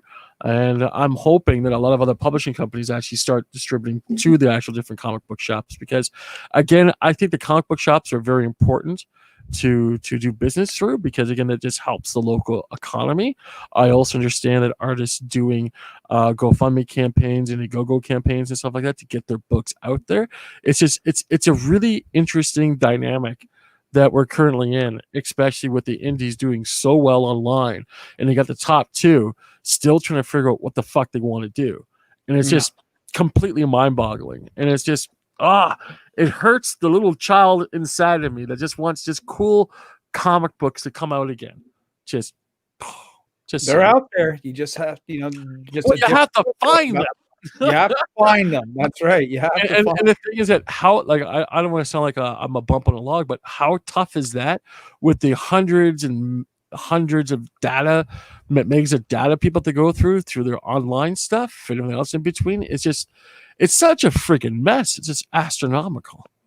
Now, what are we looking at here? What is this? This is beautiful. I'm scrolling through the Indiegogo campaign. Yeah. Okay. Just showing people. Green line going all the way to the right. That's Pardon me now? I saw a green line going all the way to the right, from left to right, that showed it was fully funded. Yeah, it is fully funded. I mean, we did a smaller goal for Indiegogo because we're usually known to be on Kickstarter. This is my second Indiegogo campaign ever. I've ran 7 campaigns though, and we just want to bring the book back. We have 2 brand new covers. This one here by Luigi Terrell from Rags, and this other cover, we have 2 covers from him. We have Sailor Rags right here on the cover. So this is part of our partnership that me and Brian kind of got going on right now. That's awesome. And so these are on Indiegogo. They weren't part of the Kickstarter. So basically, we're bringing this back as a second chance campaign. If you missed out on the Kickstarter and you want the book, it's available to you guys on Indiegogo. Plus, you guys can get access to these brand new covers that we've done for the Indiegogo. That's awesome. Mr. White here from Ontario. He teaches animation. Does work for Nickelodeon. Steph Wilson, of course, is on fire doing indie covers all over the place. He's got a very much Dan Mendoza sort of art style. And of course, Samir Samail, who does the interior pages. We're offering the very first black and white Niobe that we did back in 2015. That's available. People want to check that out. And so very small, modest goal. We're not trying to break the bank or anything. We got 58 backers. We got 9 days left to go. We're at 2,478 Canadian dollars, which is probably about $3.46 American. Maybe enough for a cup of coffee at Starbucks. Absolutely correct. I was going to say, for a cup of coffee at Starbucks, you two could fully fund a Canadian publishing company, right? Oh man, I don't know. Maybe I should come over to your house, and maybe what we should do is just go around the neighborhood and collect beer bottles, and maybe that'll help us, get some stuff together. And of course, if it snows, we could do some driveways and stuff, eh? Yeah. No problem. Okay. You know what? I'm sort of new to your brand here, and I'm seeing this wonderful red motorcycle. What is up with this fantastic vehicle of happiness? Well, the motorcycle is in the comic. I mean, it doesn't really play a big role. I threw it in because I like Akira. I was just going to say that. I thought, we're going to put her on a bike. I'm going to make it red. I even do the whole Akira slide in the book. It's from a different angle. She comes out of her portal. She does a whole slide, it's epic, man. I remember seeing Akira at this independent movie house here in Waterloo called the Princess Cinema. And when I saw that on the big screen, my brain just broke. Right. If you watch Akira now, the animation is still beautiful and it still holds up. But you know what? Part of my language, but you know what I fucking hate is when they try to redigitate. That just drove me nuts, because some of the few things we're saying is that, well, this red was supposed to be a purple and this purple supposed to be an orange type, which was just really stupid, because when it came out, it looked awesome because it was this futuristic story, but it had this grittiness behind it. Just amazing. Plus, on top of it, some of the animation sequences they went through, just even to this friggin' day, it still holds up. So on this panel I'm showing you right here, right now, in the middle one, You can kind of see her come out of the portal and do the slide. I don't know how well, it's kind of small, but you can see it. Yeah. My little homage to Akira, you know what I mean? Like Niobe is basically a throwback to like bad girl comics of the 90s. You know, if That's you cool. read things like Evangeline or Dark Child or Dawn from Joseph Michael Linzer, or you enjoy things like Danger Girl or Gen 13 and all that sort of stuff, then Witchblade and Niobe might be a book for you if you like old school X-Men feel, because that's what Jesus, do I ever miss that type of stuff, man? This is it. Like, well, you know what? I don't have a lot of money, but you know what I'm gonna do? I'm gonna hit that Chesterfield one more time and see what I can't shake loose of it. Man, you already got the book in your hand, brother. Wait a second. Stop. Hard stop. I know that's a bad sales pitch, is right? That my book? Is it mine? No. It's Holmes's book, for goodness sake. So she has that hidden away in her room from me, of course. Now I gotta go and buy this thing now. Thank you. Well, I mean, you guys are the host of the con, so I really, guys, want you to read the book, and if it is something you like, I would love to come up and. You know what? I think something like I'm gonna offer you right here on the air. Maybe we could do a little bit more, perhaps. Maybe we could do some advertising for you. Maybe give you some free ads based on a program guide. Maybe we could talk back and forth what we could do for you and what you could do for us, type of thing. Your act can be in my watches the other. What's that? Sorry, I said maybe your act can be in my the other. Well, the two people talking. Sorry. All right. Well, I was saying, yeah. I mean, we could definitely do cross promotion. I put your ad in my book, man. Have a nice, good thing for Kitchener Comic Con, right in the comic. You know what I'm saying? Like, perfect. Well, basically, again, we could definitely talk more, because one of the few things I always have a soft spot for is indie publishing, just publishing in general. And I think since you're making physical contact, just that much more. Sorry, you're doing it wrong. What am I doing wrong? What am I doing wrong here? No, not you. Yeah. What am I doing wrong? Peter Brady. Yeah. You don't put an ad in the book. You do an ash can of a fight that takes place at Kitchener Con. Ooh. Right in the middle of downtown Kitchener. Right? We can have to fly by and be like Nick Rekieta at his table going, lawyer up, Yeah. You throwing around business cards to people. Right? It goes in everybody's goodie bag. Well, the thing is that it goes in everybody's VIP bag. Well, the funny is that here at KCC, we could do a whole bunch of stuff. And the thing is that the way that I personally see it, it's all about exposure. No, I'm not trying to get you to draw me a free comic. I can't draw, but I can get people who can. Well, then.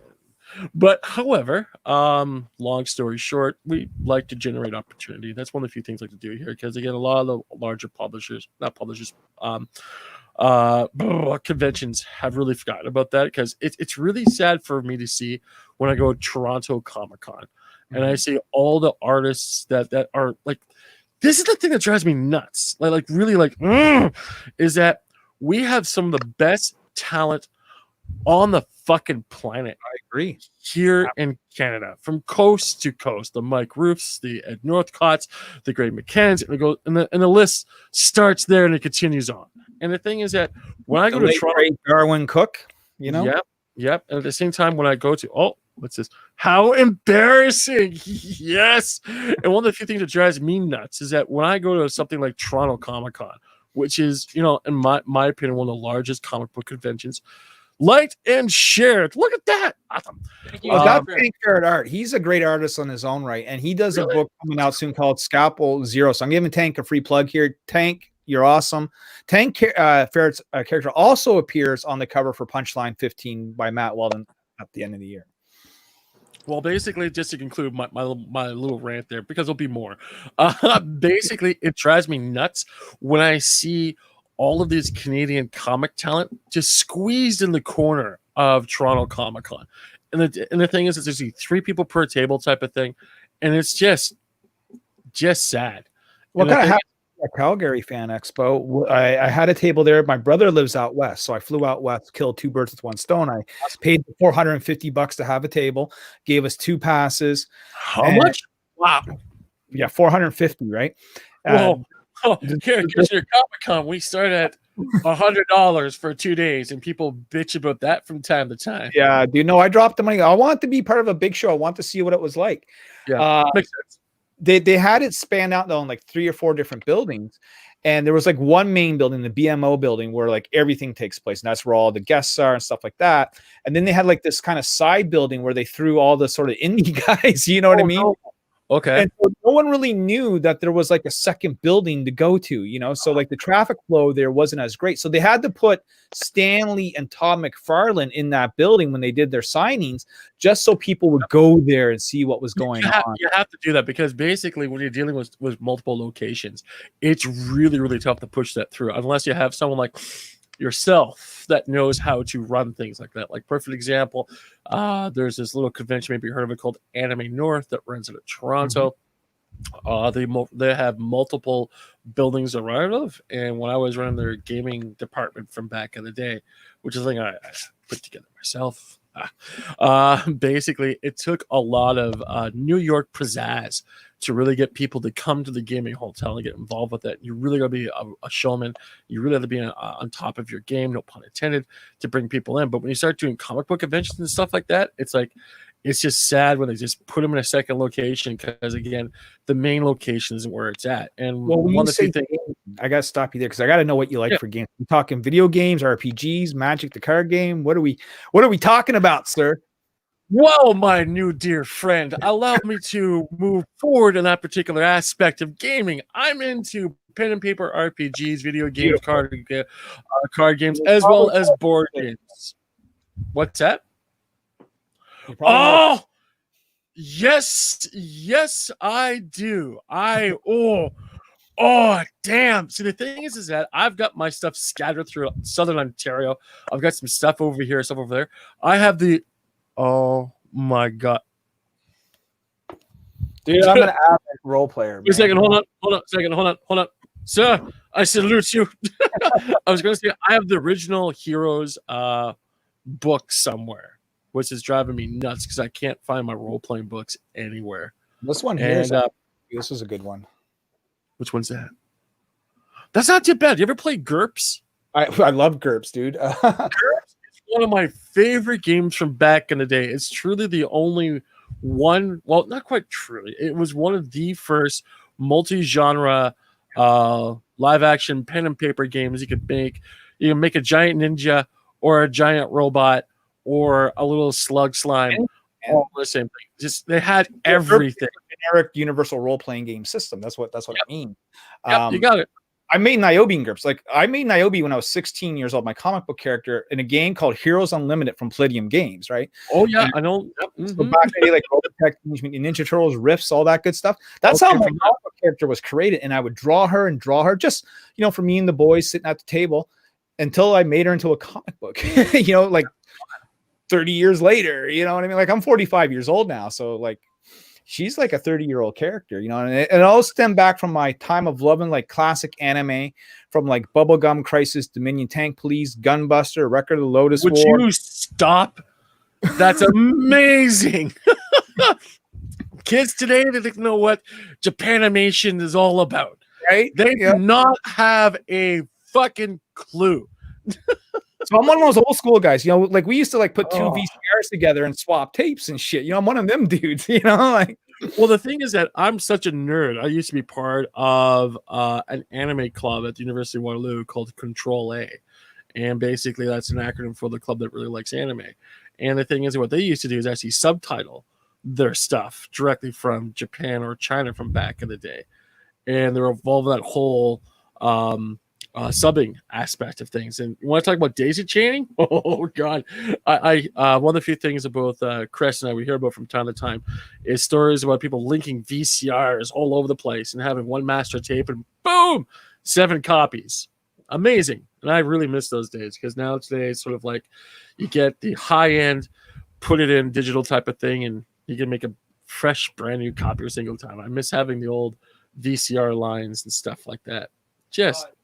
You make a whole night of it, man. Like I said, we just grab our old tapes and whatever we didn't have with each other. Man. I still got a shed like full of like they'll never be watched. I don't even know if they'll work, but like a whole shed of like old tapes and stuff. Do you really? Oh my goodness gracious! Have you transferred any of those over to digital yet? No, not at all. I don't even know how.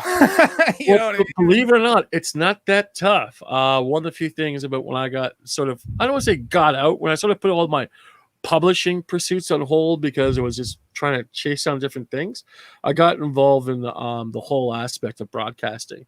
So the thing is that there's enough customer hardware and software out where you can, ready for this, you can just plug a VCR in directly to your computer and just record it. Oh, damn. Yeah.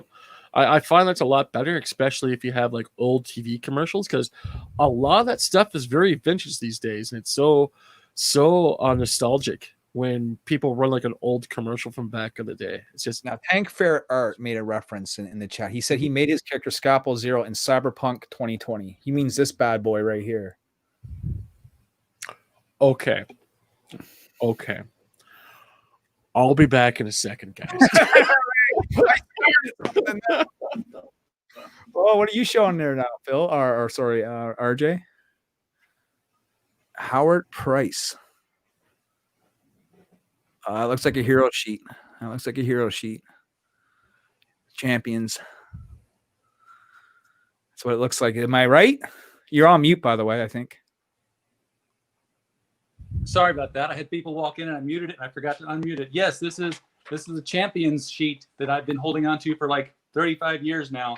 Dude, we all gotta just like get together and like do a game or something. Damn, like you know what I mean? I had the Champions game, the box set, and then I got rid of it because no one would play it. All the people I did D&D with, because it was like, you had to roll for everything. I mean, it's like, I'm gonna punch a building. Okay, well, what's the defense of the building? And I'm like, I don't know, it's a building. But I had the character Blue Streak here, which was my speedster. Now, you see, there's no reason why he couldn't be a comic book character. And this is how the Niobe comic book came about. We were sitting around at the table one time, and I was just like, we're playing superhero RPGs. I'm like, man, we got all these original characters. We do our own stories, our own adventures. None of this stuff is pre-made. Why couldn't we just make a comic book universe with our shit and put it out to the world? I literally got laughed out of the room, dude. Yeah, I remember you telling me that. But I did it, man, and yeah, I mean, this is where it all stems from, man. This is it. I'm so excited that Mr. Hope, is going to show me some stuff, man. I can't wait to see what old school he's going to bring out here, You guys want fucking show and tell? Give me a show and tell, brother. Show and tell. Welcome to the world of the internet. Just give me a second or two here. I got to frame this up a little properly here. I think Chris might know what I'm doing. Look at that. That's amazing. Yeah. Oh. Okay. All right. That's awesome. First thing I'm going to show is this thing right here. Look at that. Oh, look at this old school Transformers here now. Yeah, basically what this RJ, is. You may have to full screen this, man, so we can get like a really proper look at this. Yeah. I'll work on it as soon as I get awesome. the screen back up. We're actually gliding both engines on both wings of. I'm not sure what this is that he's got. I mean, I will get into that once I get the full screen up here, because base is a little story into itself type of thing. I'm waiting, Critical Blast. What's the holdup, man? Well, there we go. Boom. Awesome. Okay. Basically, what this is that this is the complete edition of Transformers, the animate, not quite the animated, but the series from back in the 80s. Nice. And the cool part behind this is all sealed, so I can't open it at all. But the cool part is that this is the Autobot Matrix of Leadership. Yeah. And the cool thing is that this whole thing opens up like this I type remember this thing now. Yes. And inside of it, it has all of the DVDs and stuff like that. Yeah. And this gym this is the second time I bought this, because the first time I bought this, I used to live in student housing. And because of that, a lot of my stuff was in the garage. And one day, I found this particular set on the floor of the garage, and we just had a flood. Yeah. And the whole thing just got completely destroyed. Thank goodness, at a convention that I run, I picked this guy up for like $100. Damn. And it's absolutely fantastic. I do have the guts, but that's in my office, and digging through that will take me some time. So I was grabbing things at random here. As I mentioned before, used to be heavy into RPGs, pen and paper games for the new kids, more or less. We're talking about GURPS, we're talking about Heroes, we're talking about Vampire the Masquerade with the whole White Wolf system. All the way, brother. All the Yeah. way. Oh. Remember this? Laws of the Night. I never seen this. Well, basically what this is that when White Wolf decided to say, hey, all of the books from printing, stuff like that, let's make a live action role-playing version. Oh, LARP. Yeah. LARP, you got it. So it was all like rock, paper, scissors. Because I've tried it once at a convention, and and I legit like wore my leather jacket. I brought a Brewhaw pin. I played the part. Dude, I was into it. You're such a nerd. That's awesome. Oh, right. But however, I could up that. Basically, back in the day, with my affinity for role-playing games and stuff like that, I came across this live-action role-playing game that was being played at Wolf-Lay University, and I completely fell head over heels over it immediately. So I started my own game up, and the funny thing is that I had 6 storytellers, 27 narrators, and I didn't operate out of one room. I operated 2 floors at one of the major University of Waterloo buildings in the psychology wing, which is kind of funny if you think about it. So the thing is that this is my original Laws of the Night role-playing book. And the thing is that this is still well loved. Oh, yeah. Well, the thing is that I'm dyslexic. So the thing is that I have to reread things over several times over just to understand it. But the thing is that I mastered this thing all the way through. And at the same time, this is sort of like a little vault thing, because I just realized, you guys will dig this. I just found this. This is being shown here on the Critical Blast show. It's a debut. No, it's an old brochure of what Fan Expo used to be back in the day. And as you can tell in the corner here, there's Mr. Stan Lee. There he is. And William Shatner and the rest of the guys. So this is just... I felt bad when I met Stan in Calgary, just a couple of years before he died. It was exciting to meet him because it was like a big bucket list thing. But when you actually see him in person, I mean, he was pretty old. He was kind of bent over, and I didn't know if he would survive the day, man. Like I was, you know what I mean? Like, well, here's a funny thing about yours truly. Before we get into that, what's this person saying here? Oh, what's this? So Tank Fair says, I was on Unsolved Mysteries episode where they talked about Vampire the Masquerade. Oh, that's awesome. Just to be part of that. One of the few things about me is that I've always been involved in the entertainment industry, one aspect or another. And one of the few things I managed to do is I used to be a radio show producer at CKMS Sound FM. And we got really lucky in our past passes. And I had an interview with Stan Lee. How'd that go? That went over really, really well, because I think this was his second last Fan Expo he was at. So I was the right place at the right time. And I got to tell you, getting Mr. Lee himself to send off an Excelsior was one of those moments that I would never, ever forget. Yeah, because, again, watching all the Saturday morning cartoons and having Stan Lee saying, I hope all you Marvel folk had a great time this weekend. We'll see you next week. Excelsior! It's like narrate like the Spider-Man and Amazing Friends show and the Hulk show. Like in that 1 hour, it's like my favorite hour, like TV when I was a kid. You know what I mean? Like, you got it. So basically, moving forward, this is I got to interview Stan once. And unfortunately, I was the one who broke the news to him that Stripperella had been canceled. Oh. Now this looks like an old school gaming binder full of characters. Oh, it is. Basically, these are sketches I used to do from back in the day. This is what we call old school shit here, because this is what I do, man. Yeah, and the thing is that this is like a glass walker that I used to play. This is the werewolf form, as you can tell. It's all really fantastic. This is like over 30 years old. I don't believe I'm showcasing this stuff. But as you can tell, when you're drawing stuff for the first time, you can't draw hands. So where do you put them? Put them in pockets. Oh, dude. You see that all over my art. Yeah, and the thing is, and of course, all the different stuff here. What else do I got? This is like, Jesus, old stuff like this type of thing. And the thing is that kids playing gaming today, as the old idiom goes, they just don't understand. Because you had to like buy books on top of books on top of books when you get older. It's sort of like, should I donate this to the library? It's like, no, you keep them forever. And of course, that, check this out here. It's like another old role-playing sheet from back in the day. That's another champion sheet.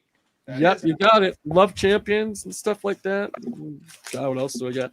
I got my original vampire that I first played in here called Malcolm, which is basically a character who was a gangrel and basically lost his memory. And every 20 years, it's sort of like remember the old movie called Amentum? If I'm saying that right. Basically, the character has amnesia and he keeps forgetting things and stuff like that. So basically, this was the character was playing from back in the day, and that's always cool. And now, basically, the reason I brought this up is that remember Cyberpunk we were talking about from earlier? Sure do. Well, this was my Cyberpunk book. Yeah. And the thing is that I borrowed a friend of mine, and the funny thing is that we printed this off at the local printers. Yep. And the cool part is that it has this plastic sheet here. If I can do this right, not much clear. And the cool part is you flip it this way, and you still have this underneath. So, Yeah, I'm so excited for the video game to come out, Cyberpunk 2077, man. I'm gonna be to be honest with you, this is so weird because this came out back in the 90s, and this was the definitive. This is how the world could possibly be, and I bought into this so hard. Oh my god! Look at this. More brochures. Nope, the front cover of the program guide. There you go, man. And the funny thing is that we've got William Shatner, we got Vic, we got Jim Lee, and Alice Cooper. And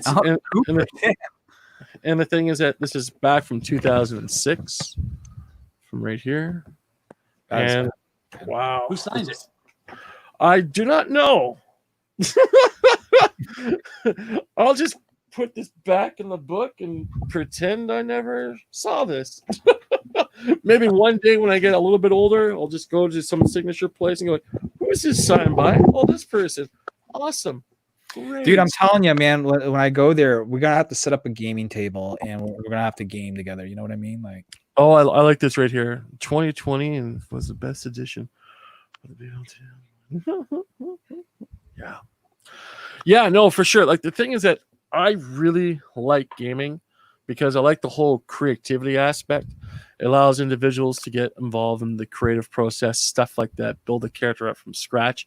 And one of the few things that you talked about through this broadcast is how you used your character for your publishing stuff and everything else like that. It's really, really a cool way to put all it together. So, well, you know, people ask me, like, how do you come up with the powers for your character? How do you come up with the backstory and stuff? And if you know games like GURPS or Champions, a lot of that stuff can be laid out for you right there. And you could just take and you know, modify some of that stuff to suit what you're writing, right? And so, like, for someone that's stuck on an idea or they want to make a character, grab an RPG book and start going through the motions, you know, and change a few things. And then, boom, you have yourself a comic book character. As a matter of fact, let's just jump in here really quickly. Cyberpunk 2020 has a random generating table that you use D10 for. Quick and dirty. Yeah. These are just like old, like from back in the day. Oh my gosh, look at that. That is amazing. Oh! No! Boomer! Right? There, yay! You're back. Like, so when we talk about was hands, not and stuff, the full like, you'll screen notice button. in these drawings, you know, my hands are often like balled up fists or something. Yeah, you know, yeah. really? You know, the biggest thing that drives me nuts is that back in the day, I used to have a sketchbook. I still got it somewhere, I think. Hold on. I'll check my portfolio case. Look at that. My God. And this was like, you know, long before there was a comic. This was just like Niobe as a role-playing game character. Yeah. No, I know exactly what you mean. Do you ever look at your older work as very fondly at all, or just look at it and say, well, I drew this and just threw it away type of thing? No, I love it. Without this, you know, I mean, I still don't draw. Like, I'm not the artist of my book at all. Like, I pay people to do that for me, but I can draw well enough to say, hey, this is what she looks like, you know, make her cooler, you know. Oh my God, I don't believe I had this. I'll show this guys to you guys, but yeah, no, that's amazing. You know, I keep wanting to see Niobe on a stage with Dazzler for some reason. I don't know why. There's some Dazzler influence, there's some Magic influence, like Magic from the New Mutants. She was like one of my favorite characters because she had the, you know, the teleporting ring. But Niobe's also like a mix of gem and holograms and a mix of like, you know, anime girls from the 90s with the long pigtails and stuff, right? So Oh, Jesus. Finding all this okay, cool Mr. stuff. You go. Okay. There's lots of things that make up who Niobe is. Basically, what I found just really recently is this. This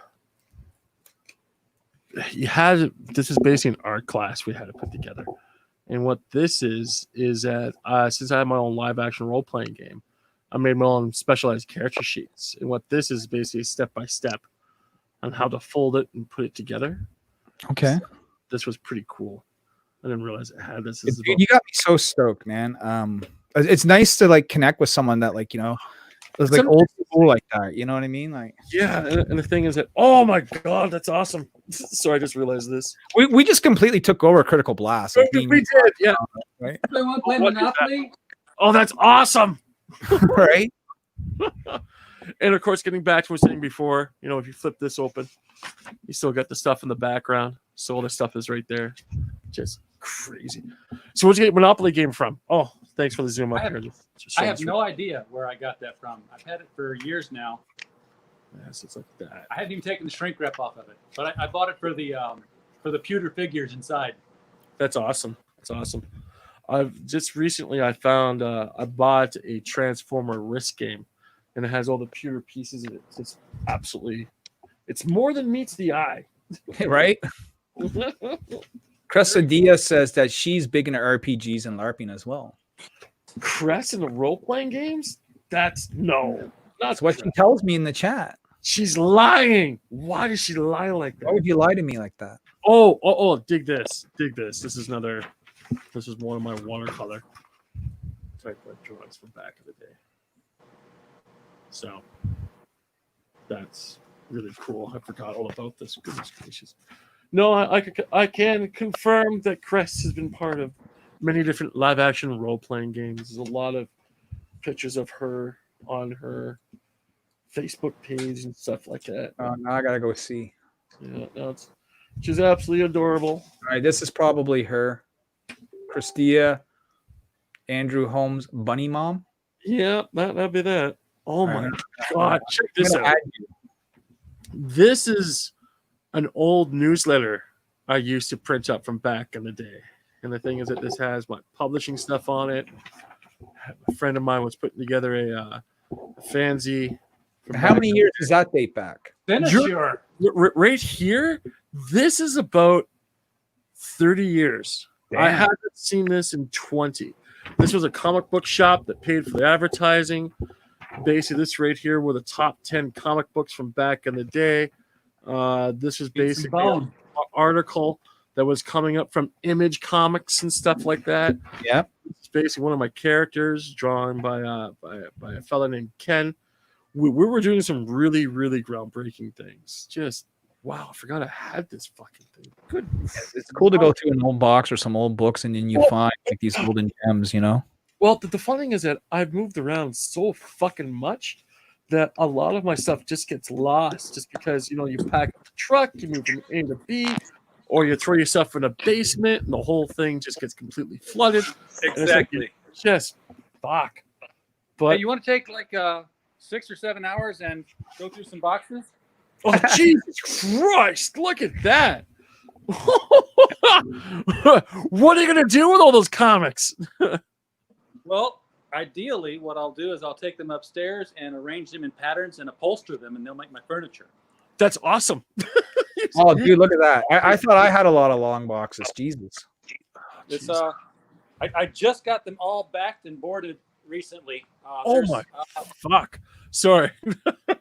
Yeah, I got like 12 boxes. How many you got? It must be at least 24. It's 20, let's see, 2, 4, 6, 8, 10, 12, 14, 16, 17, 18, 19, 20, 21, 22, 23. Yeah, I was close. I have a stellar comic collection myself.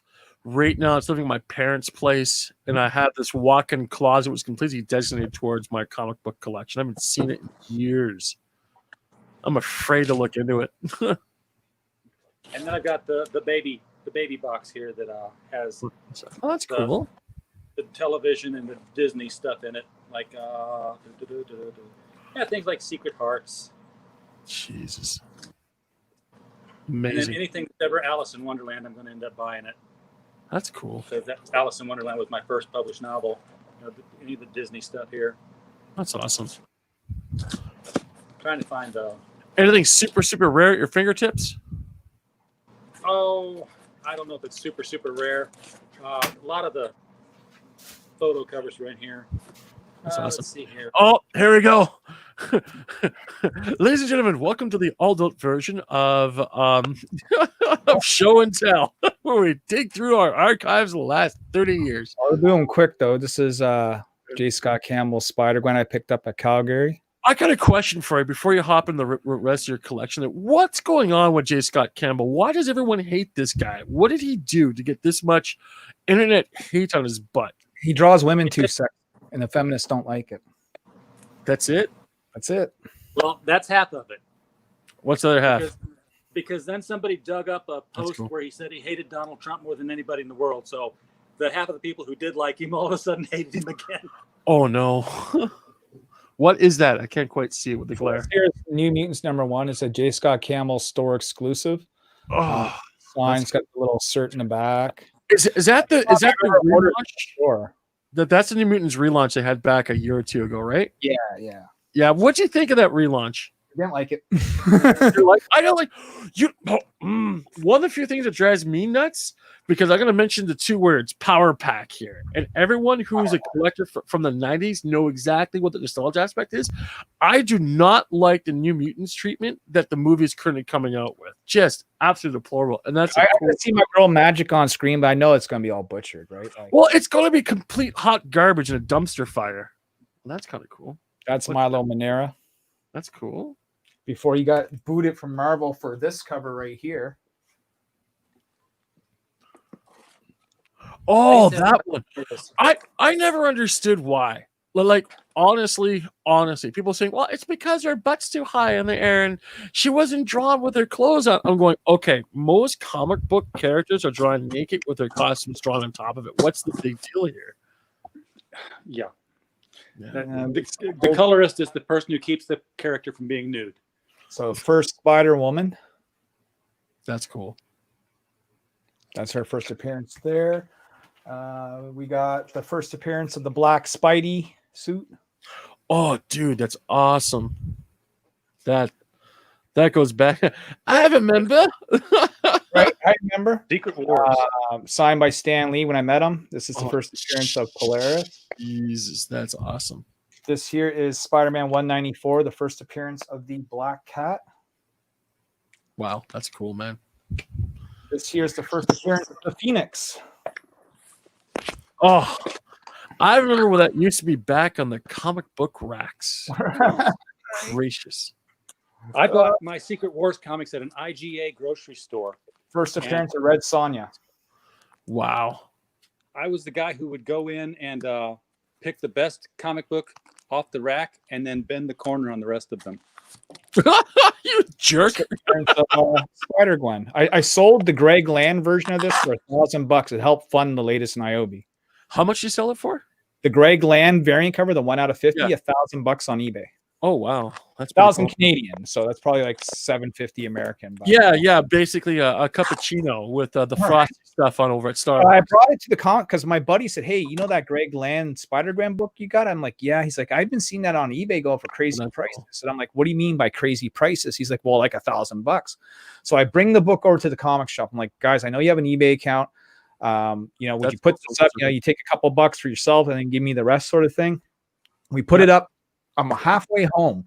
5 minutes later, I get a call. Yeah, the book sold. Come get your money. Jeez. Sold that quick, man. It wasn't graded or anything like that. Yeah. Just a raw deal. But yeah, and so I put that money into my own book, right? So that's cool, man. That's cool.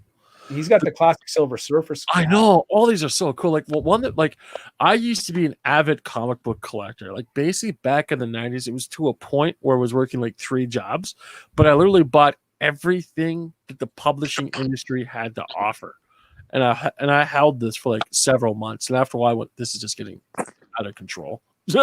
So I had to pull back. But however, jumping in today's publishing and today's as a comic book buyer, I prefer to buy old 80s Godzilla comics from Marvel and stuff like that versus spending $20 in not an ash can, a variant cover that might even go up in price. Just very upset. I'm spending, if I'm spending $20 on something, I'm going to Indiegogo. I mean, I just backed the other night Billy Tucci's new book that he's doing with Dynamite, Miss Fury. Yeah, and the Cap book. And he was on the show. He was on our show a couple of days ago, and he revealed on the show that when they're going to have a stretch goal, they're going to have another alternative cover come out. And he said if you've looked at the cards that are available for as one of the perks, then you've already seen the other alternate cover. There's the risque cover that is the one I backed. Sorry, and then the stretch goal will be the more risque cover. Yeah. Which is her. I'll tell you, I get a lot of people hit me up asking why we don't do risque covers, because I didn't want Niobe to be known as like the titty book, you know what I mean? But with that being said, I think we are going to do like an ultra rare sort of risque cover on the next Kickstarter, but it's going to be a premium, and we're not going to have many of them, and we'll see what people really want, like. So here's a question for the panel here: what makes a comic in today's time a collectible, fought after commodity? Is it low print? Is it advertising? Is it marketing? Is it just knowing who your age demographic is and going after it tooth and nail? Like it's a really interesting question to ask, if you know what I mean. Like, so I'll give you an example from my answer, and then I'll let RJ go next there. Perfect. So for Niobe, this cover right here is done by Paul Green. If you do a search on Paul Green Comics or go to eBay, you will see that he has a fanatic following of fans. That people grade his books to CGC, they get them graded, they go for high market value on the secondary market. There's only ever been 125 of these covers made, thus making it probably one of the rarest Paul Green covers in existence, right? So I get people messaging me that are Paul Green fans wanting to know how to get the comic, right? And so thus this little indie comic, because it had the right artist with a low print run that has a fan following, is probably worth more than the cover price now because of that, right?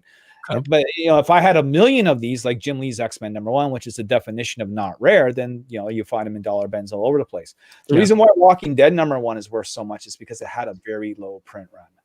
For sure. And on top of that, Walking Dead was a very surprise hit. No one really saw it coming. And the thing is that once that reached into A&E television status, people went, "This is a comic book? Yeah, I have to buy it." Yeah, and by then it was too late.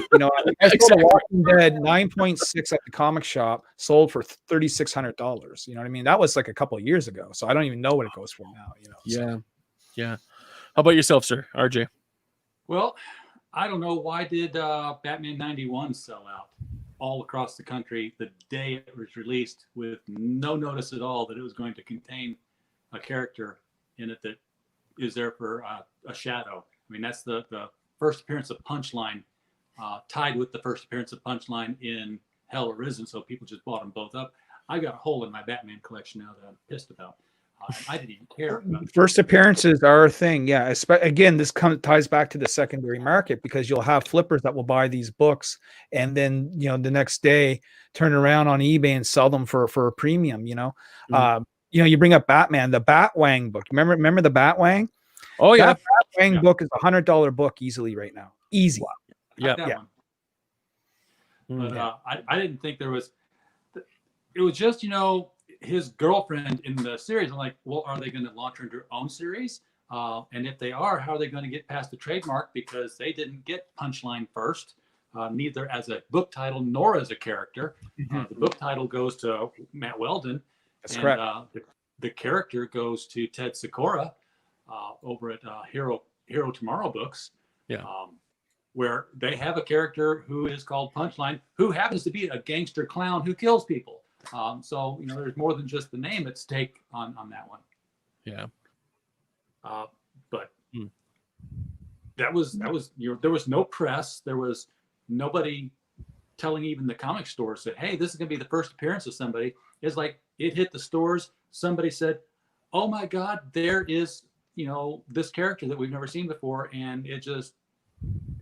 I still think it was one person who ran with the speed of Barry Allen to every comic shop in America and just bought them all up. Dig it. No, it's Oh, just, there are people that knew. There are people that knew. yeah, it's just interesting for me because basically, again, publishing with the big two in mind, a lot of the product that's going to be printing these days seems to be nothing but huge giant junk bonds. And the thing is that unlike the stuff they used to put back in the days when the comic book couldn't sell, the comic book shop owner just rip the cover off, bring it into the distributors, whoever's dealing with, and they got an actual credit for their actual books. And the thing is that I really feel when they start peeling back that stuff, no pun intended, a lot of the art of collectability sort of went out the window, because one of the few reasons why Golden Age and Silver Age comic books were worth so much is that a lot of them got burnt back in the day when people were destroying comic books left, right, and center from back in the publishing days of the what was that? Seductive of the Innocent of the Innocents, and a lot of people went. Sorry, was that Seduction of the Innocent by Frank Wortham? You got it. And the thing is that because of that, there was a lot of public demonstrations, people burning Golden Age comic books, and it's just, I don't know. It's really, really unfortunate. But so, anyways, so basically, getting back to Indiegogo campaigns and stuff like that. So it all comes down to the illustrator you're working with, how big his fanfare is, and basically people chasing those particular titles down. Yeah, in my experience, yeah. But I mean, Phil brings up. So I keep calling you Phil. I don't know why. RJ brings up a really good point with, especially more mainstream comics. When your first appearance kind of hits, those go up in value. I mean, I just showed you 4 or 5 first appearances. Yeah. And none of those books are ever going to go down in value. They're just going to go up. You know what I mean? And you'll find that the more and more that we go into a digital medium, the more and more these older books from the, you brought up Golden Age books, we'll talk about Silver Age books, even Bronze Age books are going to be becoming increasingly more rare and harder to find. The reason why newsstand covers are worth more than, say, what the direct market is, because in the newsstands, they were on racks and they were manhandled so much, right? Of course, yeah. So they got in bad shape. So if you can actually find a newsstand comic in great condition, it kind of actually makes it that a little bit more special, Makes total sense. Yep. So there's lots of reasons why. I was in a store in Texas when I was, condemned there for 9 months, and I looked up on the wall while I'm checking out. I'm like, why is that copy of Batman the Animated Series going for $600? And like, well, that's first appearance of Harley Quinn. I'm like, it's the animated series. Batman Adventures 11, I think, is what it is. I came this close to buying that when it first came out. And I went, I'll just go back tomorrow to pick it up. I remember at the Calgary Expo, there was a vendor there. He had it for like $250 at the time. It was like 2016, I want to say. Yeah. And I said to him, I said, Bruce Timm is like 2 fucking rows over from you, right? I said, if I were you, I said, I'd grab that copy off your fucking wall right now. I would walk that down to Bruce Timm and get him to sign it and then put it back up on your wall. You know what I mean? So here's a question for you. Why don't you shell down $200, walk down that aisle, get him to sign it? Yeah, I should have done it myself. But he was all freaked out. I was like, what? You mean Bruce Timm is here? I'm like, dude, you got the first appearance of Harley Quinn in comic books on your wall, and you didn't know her damn creator's 2 rows behind you? Like, come on, dude. Oh, man. Yeah. Well, I knew that I had the book. It was packed away in storage. And when we moved into the house and unpacked everything, I dug through. I found it. And it said, okay, this is going up on eBay because, I've got to recoup some moving money here. I got $350 out of it. So I was happy. Easy. Yeah, no, it's kind of funny because basically my biggest claim to fame was I used to have a massive junkyard, pure plus A condition Transformer collection. Yeah, completely like no. My newfound friend, you don't understand. My collection was based on lies and tribulations from Hasbro. What do I mean by this? Well, allow me to explain. Basically, when I was younger, I kept the box.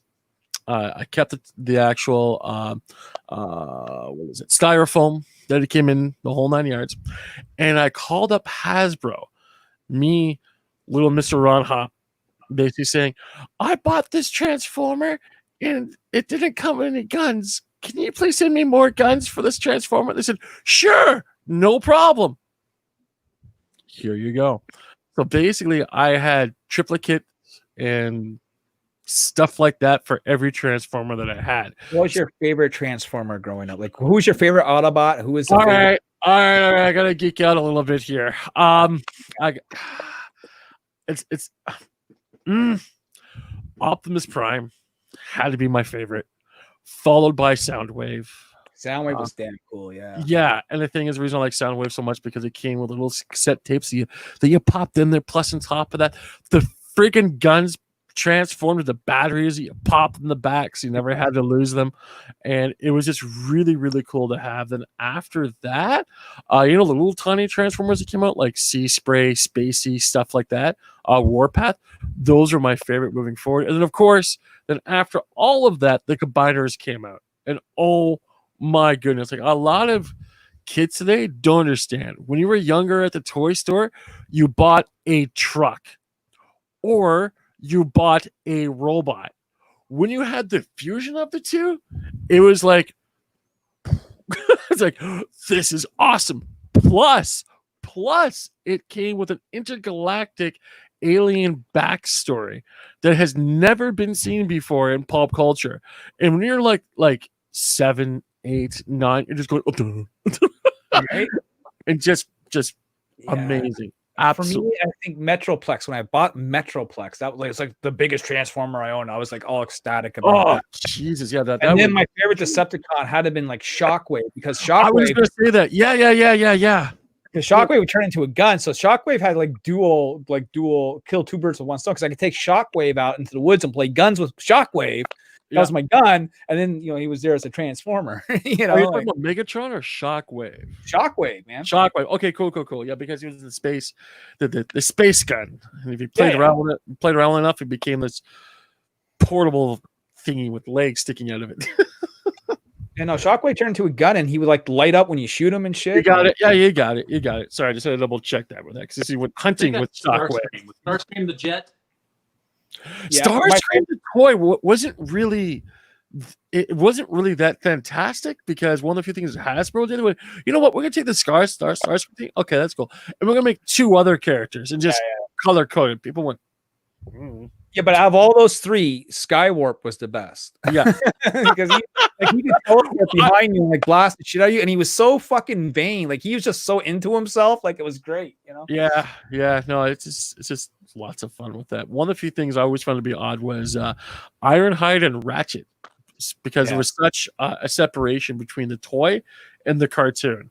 And the thing is that you had kids that really wanted both, and you just couldn't get both because Hasbro had this thing called licensing back in the day, where they had all of that. It's like, The thing about Transformers and the impact it had on pop culture was that it actually inspired Congress to write laws about educational television. Yeah. Because Transformers was this 30-minute commercial for a toy line that wasn't really being... Almost every cartoon back in the day was, though, right? Like G.I. Joe. Yeah, but Transformers was sort of the kicker. You see, just to jump in here a little bit, what happened was that in the wonderful world of animation, when they made an actual production, it was a cartoon, such as that's where Space Ghost came from, that's where G-Force came from, that's where a lot of the old cartoons came from. The basic back in the 80s, they really decided to push that more into more commercial. But at the same time here, I don't know, it was really an odd time, because when I was watching Transformers, even today, I really didn't feel they were pushing an actual product for it. Like, it wasn't an info commercial. It just, I don't know, it was really a cool ass cartoon, man. Like that's what it was, Yeah. And I can't watch like any new Transformer stuff. It has to be like the old G1. Like anything past the 1986 movie, I kind of not into, like. Yeah, well, there's something I'll challenge you on. Have you seen Transformers Prime? No. Awesome. Highly recommend it. It's not as 80s Metallica crunch such as the G1 stuff, but it's pretty good. I'm really happy with that series. Well, if you're an old school guy like you is recommending that, then I'll watch it. Yeah, watch the first couple episodes. If you don't dig it, then of course drop it. But if you happen to like it and get into it more, it's really cool, because they really paid a lot of homage to a lot of stuff which I was quite impressed with, because I wasn't too impressed. They went for more of a 3D animation feel versus the old 80s stills, if you know what I mean. So I liked it. I thought it was cool. Well, I'll tell you, I'm in a big need of like new shows to watch, because there isn't like much new shows that come out that I dig. I mean, I can think of like Cobra Kai and The Mandalorian. I mean, I need something else now, you know? Stargirl. Stargirl. What's that? Stargirl. You recommend that? Absolutely. Okay, I'm not really big on the whole CW stuff recently because they went to severe politics land. Exactly, and this isn't awesome. First of all, the DC streaming series that the CW gets the second day around, which means I can watch it on the CW app the third day around, which is how I do. Do I have to watch all the other CW shows to know what the hell is going on? No, even though she's in the Arrowverse, because at the end of Crisis on Infinite Earths, they showed how the multiverse came back, even though the characters in the show don't know it. She's technically on Earth 2. That series opens with a badass fight with the Justice Society in live action. That's cool. So you see Starman, you see, and it's the Sylvester Pemberton, the third Starman. You see Wildcat, you see Dr. Midnight, and you know they get their ass kicked by the Injustice Society, led by Icicle and the Wizard and the Fiddler, and this is all live action finally, and the costumes are done right. They're not done CW style, so that's cool. It's very cool. But you know, the cosmic staff calls out to Courtney. The actress Breck Basinger looks like you'd expect the character to look. She's new in Blue Valley, Nevada High School from California, so she's sort of the outsider, but still kind of the good girl outsider. It's kind of like The Descendants, because you see all these kids in high school and you recognize their names. You know you are actually Brainwave Jr. when it comes time for you to inherit your mantle. You're actually the daughter of the Huntress. You're the son of the Icicle. And they're all in high school, but the Injustice Society are still the adults, the ones who killed the Justice Society 10 years prior. Courtney puts on the costume. She takes her dad's old costume and cuts it up and makes it, the belly shirt kind of thing. She's learning how to use the staff. Pat Dugan is played by Luke Wilson. And he's got the big giant stripe robot, and he's telling her the whole time, says, we cannot handle the Injustice Society. Quit doing this. So she takes that to mean that we need more people. He shows her the Justice Society headquarters. He flies her there in a giant stripe and says, this is, all that's left. And, he showed, here's all the costumes on like their weaponry laying around. So what does she do? She goes back in the middle of the night on the cosmic staff and steals it all and takes it back to her room, including a green lantern and a pink ink pen. That's cool. That's cool. You know what? Don't tell me anymore. Because I'll tell you the whole damn show, man. No, don't. Well, you sound into RJ, it. I will take my 2-walk block down to your house and I will talk to you very sternly, like from one to American. Into it, and that's a good sign. Like you speak of it with high enthusiasm, and I like hearing that. Okay, is it without plot details at all? This is a show that you can watch with a family that likes superheroes. It's optimistic, it's bright, it's colorful. There's none of this moralizing as far as it's as far from Supergirl as you can get from Supergirl. That's cool. That's really cool, because the thing is that I was really hoping for a really cool Supergirl production. Didn't get it. I'm still waiting. Didn't get it. And the thing is that I really liked The Flash when it first came out, but I just dropped off when Iris became a main character, and I went, "What am I watching here?" A main character. Iris is the main character. As I said before, when I was watching it, she was a main character, not the main character. And I kind of went, I don't like it's Iris and her really super powerful friends. Pretty much. Have you guys seen Justice League Dark yet, by chance? Not yet. I saw it recently. I put it on a recommendation list. I really liked it, but that's just me. It's basically the reason I like it so much is that I'm not a big fan of DC 52, and they kind of wrapped up the whole 52 universe in a way that I really enjoyed. Okay. So again, if you're looking for some content to watch, out of 4 stars, I give it a solid 2.5 out of 4. So it's pretty good. That's good. If you don't like the New 52 universe, and I was okay with it, I liked Rebirth until they decided, oh, no, we're not rebirthing anything. For my money, if Julius Schwartz was spinning in his grave when Doomsday Clock was being printed, because if Julie had been in charge, there'd have been a Doomsday Clock logo at the banner masthead of every single flagship title that DC was producing, and it would have carryover impacts into every title. Well, I'll tell you about too. I got sucked into it on Supergirl level. I have like the whole collection of Supergirl New 52. So when you brought up Supergirl and like you were hoping for like a good Supergirl TV show, dude, I hear you. You know what I mean? Like, well, the biggest thing is that what I really got suckered back into DC stuff is when Supergirl got the red ring of anger. That was great. That was an amazing story. We're going DC, come to your buddy Ronnie here for a second. Just leave it. Just bring it in. Keep doing more of this. Just do this one thing for me. And they did for a while. I'm like, oh, this is awesome. And of course, it went, well, Supergirl flies into a sun and the ring gets melted. And it was the only time I ever bought a Lantern comic because I had to see what was, because I had to keep up with the story, right? Because they had crossed over into the Red Lanterns and stuff. So, well, I believe that an individual known as Ethan Van Sciver. Oh, the Frog Man, the humble merchant of hot dogs. That's right. He's a hot dog vendor, kids. That's right, hot dog vendor. That's right. The thing is that I really, really fell head over heels with the whole Green Lantern or Lantern Spectrum. I thought it was a breath of fresh air from a creative perspective because a lot of that stuff was getting really stale, and they kind of done so much well with it. What's interesting about Van Sciver is that I noticed I actually have quite a few of his books and didn't realize it. I have the Jessica Drew book. There it is. I got his like stuff from the new X-Men, and I just never put two and two together, until you start talking about this stuff. I'm like, oh shit, I got that, like. Well, the funny thing is that when Ethan got on the old YouTubes and start broadcasting stuff like that, he's a bit of a charmer. Well, he's a charming but yet elegant man.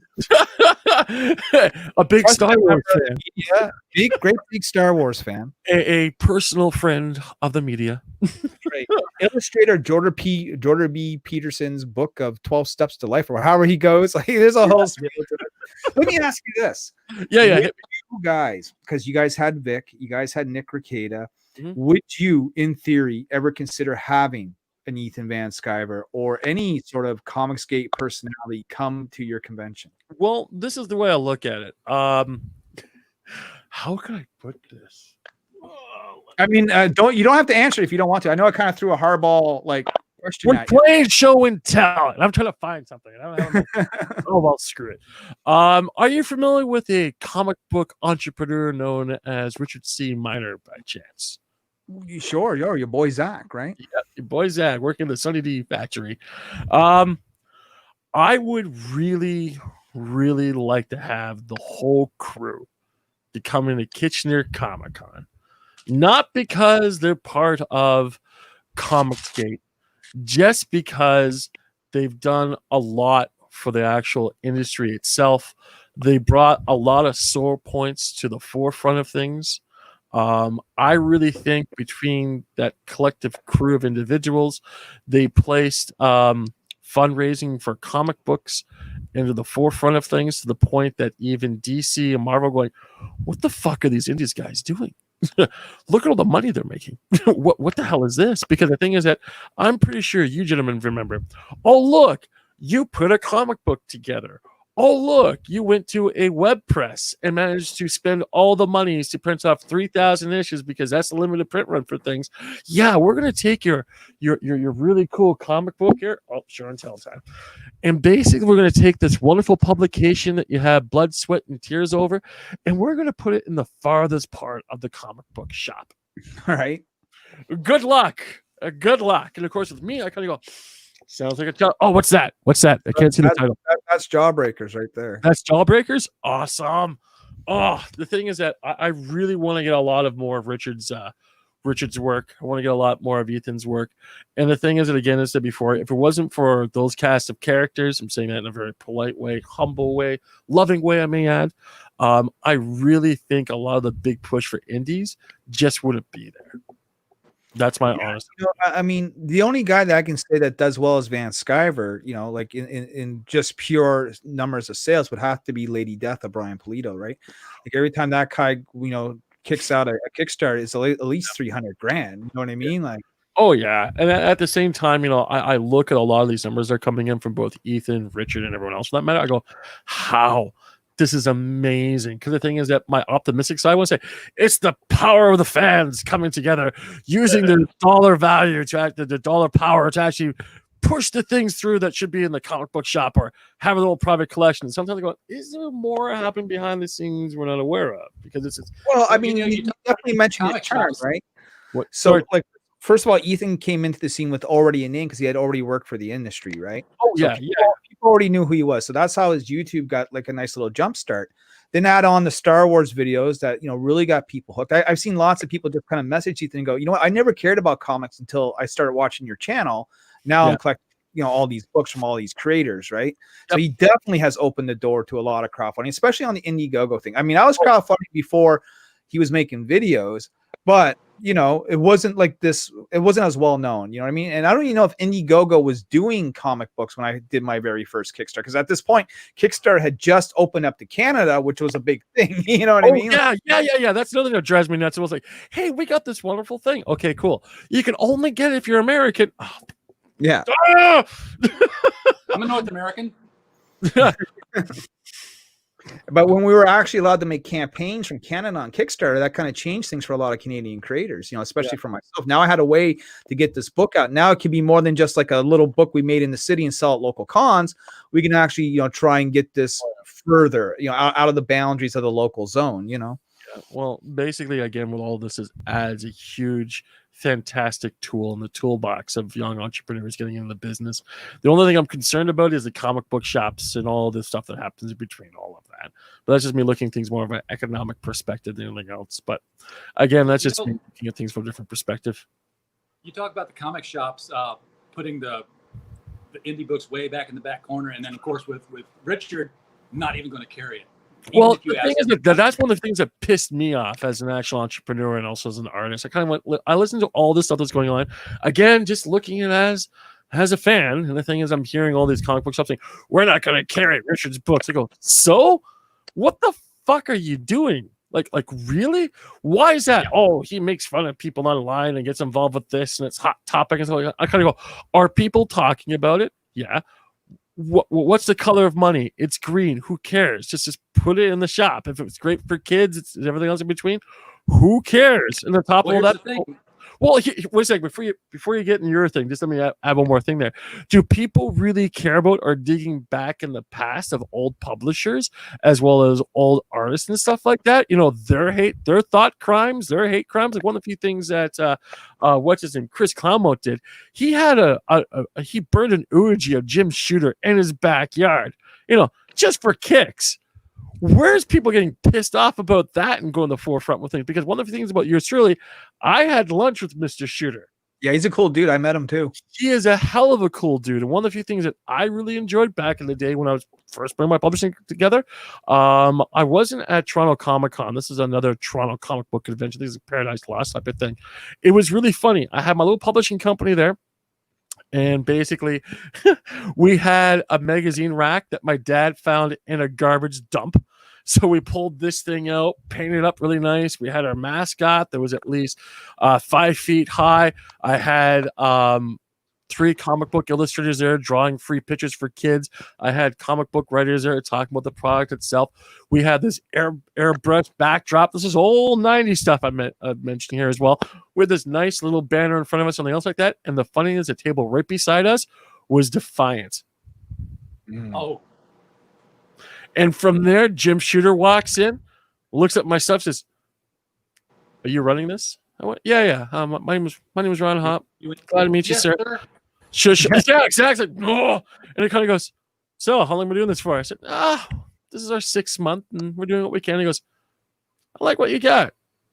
Want to go for lunch?" Oh, nice. Yes. So the thing is that, again, Mr. Shooter pulled me off and said, okay, Rob, here's some stuff about the publishing issues. No, I could writing this stuff down and Right. best I can. At the same time, we're going to Olive Garden, for goodness sakes.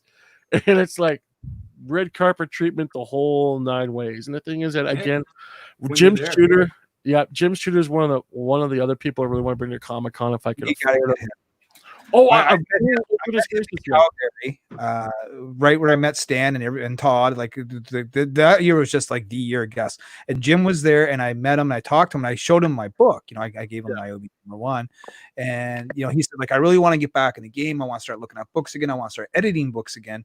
He said, you know, email me some stuff. And so he gave me this card. He's like, the email you see on the front is the email I give everyone.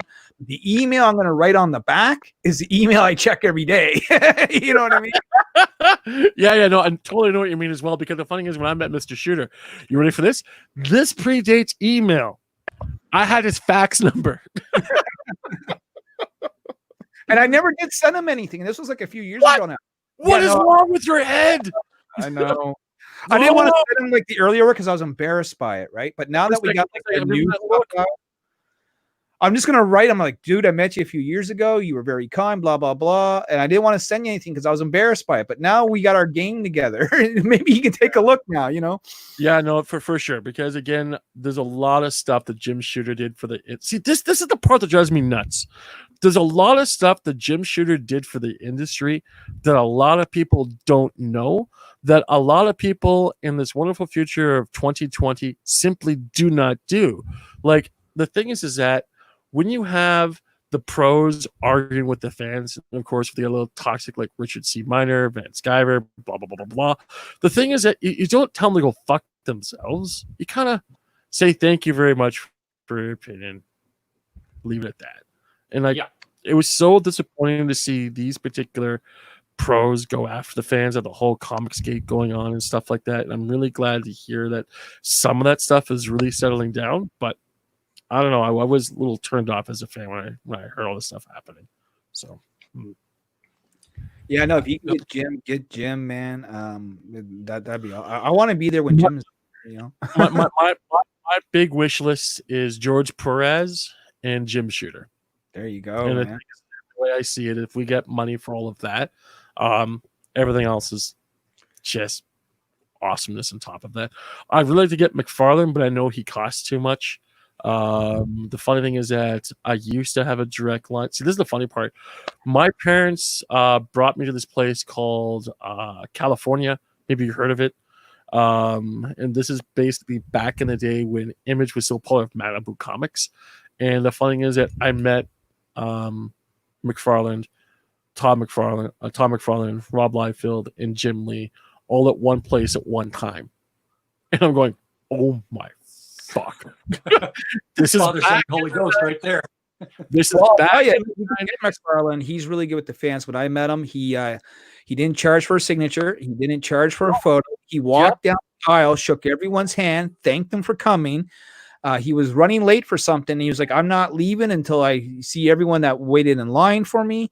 I gave him my comic book as well. And he gave me this little speech. I'll never forget. He's like, you know what? Maybe someday you'll be sitting up here in this chair and someone will hand you a comic book. And it just fucking blew my mind, you know? Like, well, do you know what that son of a bitch did with me? What do you do, man? Well, I had my radio show back in the day, and he granted me a 10-minute interview that became a 20-minute interview. And we talked about the industry and everything else like that. And it's like just mind-blowing. Plus, on top of that, I talked to Mark Silvestro as well. That'd be cool. These are all great, great peoples. And he probably wouldn't like me. Why is that? What did you do? I met Todd McFarlane in 1987.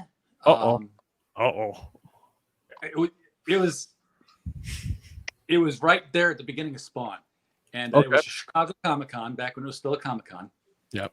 And he was in the tent with the other Image guys, Rob Liefeld sitting next to him, all at a table up front, and he was talking about the Batman movie coming out. And he's like, when they advertised the Batman movie, they didn't say, Batman starring. So they just put up a big black sign with the yellow bat, and people said, oh, Batman is a movie. He said, that's going to be Spawn. Just going to be a big black thing, and it'll be the symbol, and people go, Spawn's going to be a movie. And I was like, you're a little full of yourself here, aren't you? But I didn't say that to him. And by God, he made a movie and millions of dollars, and God bless him for it. But when we got in line to get everything signed, everyone had Spawn #1. Everyone had, Spider-Man 300. Yeah. I gave him Infinity Inc. Oh, wow. That's cool. Well, because it was his first inking job. Oh, yeah. I was like, if I'm going to get something signed, I want it to be your first work. And it was like, he's looking like, oh my God, you're not this. That's awesome. My brother had him sign a Batman comic, and he spent 10 minutes with my brother alone just explaining to my brother where the error was in the damn comic book, because there was like a spot in Batman's cape that had a white spot that wasn't actually colored, and Todd's like, yeah, they made a mistake right here. It's like, those education like with Todd McFarlane for 10 minutes. Those old Image guys, they're a bunch of nerds. They are awesome group of peoples. Just well, they're my heroes. The Image founders, as far as I'm concerned. I mean, there was indie comics before them, of course, but what they did was they said, "Hey, you know what? We can compete with the big two. We can start our own thing, and whoever you are out there, you can make a comic and do it too." And it's really easy to do. The only thing you got to do is sit around your kitchen table, come up with a couple of ideas. Get about $3 or $4 grand. Exactly. Pretty much. The credit cards your parents have, just grab them all. Just grab them all. Well, I heard him make a speech. You got to eat craft dinner for 2 months. Shit, steal, beg, borrow. Get your buddies together. Put together a comic book. Throw it out to the world and see what happens. It's easy. It's so easy, kids. This is back in the 90s. There's time to make mistakes. That priceless heirloom that your family had. Just sell it. You can buy it back at a pawn shop. That was even more so the case in the mid 80s when Eastman and Laird were basically putting out black and white comics on a mimeograph machine in their garage. Mimeograph machine. That's awesome. No, I mean, and Teenage Mutant Ninja Turtles came out, and then look at the glut that came out, because everybody wanted to be the next Teenage Mutant Ninja Turtles, and everybody wanted to own the first appearance of the next Teenage Mutant Ninja Turtle. So you got, cool stuff like Usagi Yojimbo, and then you got, remember Radio Black Belt Hamsters?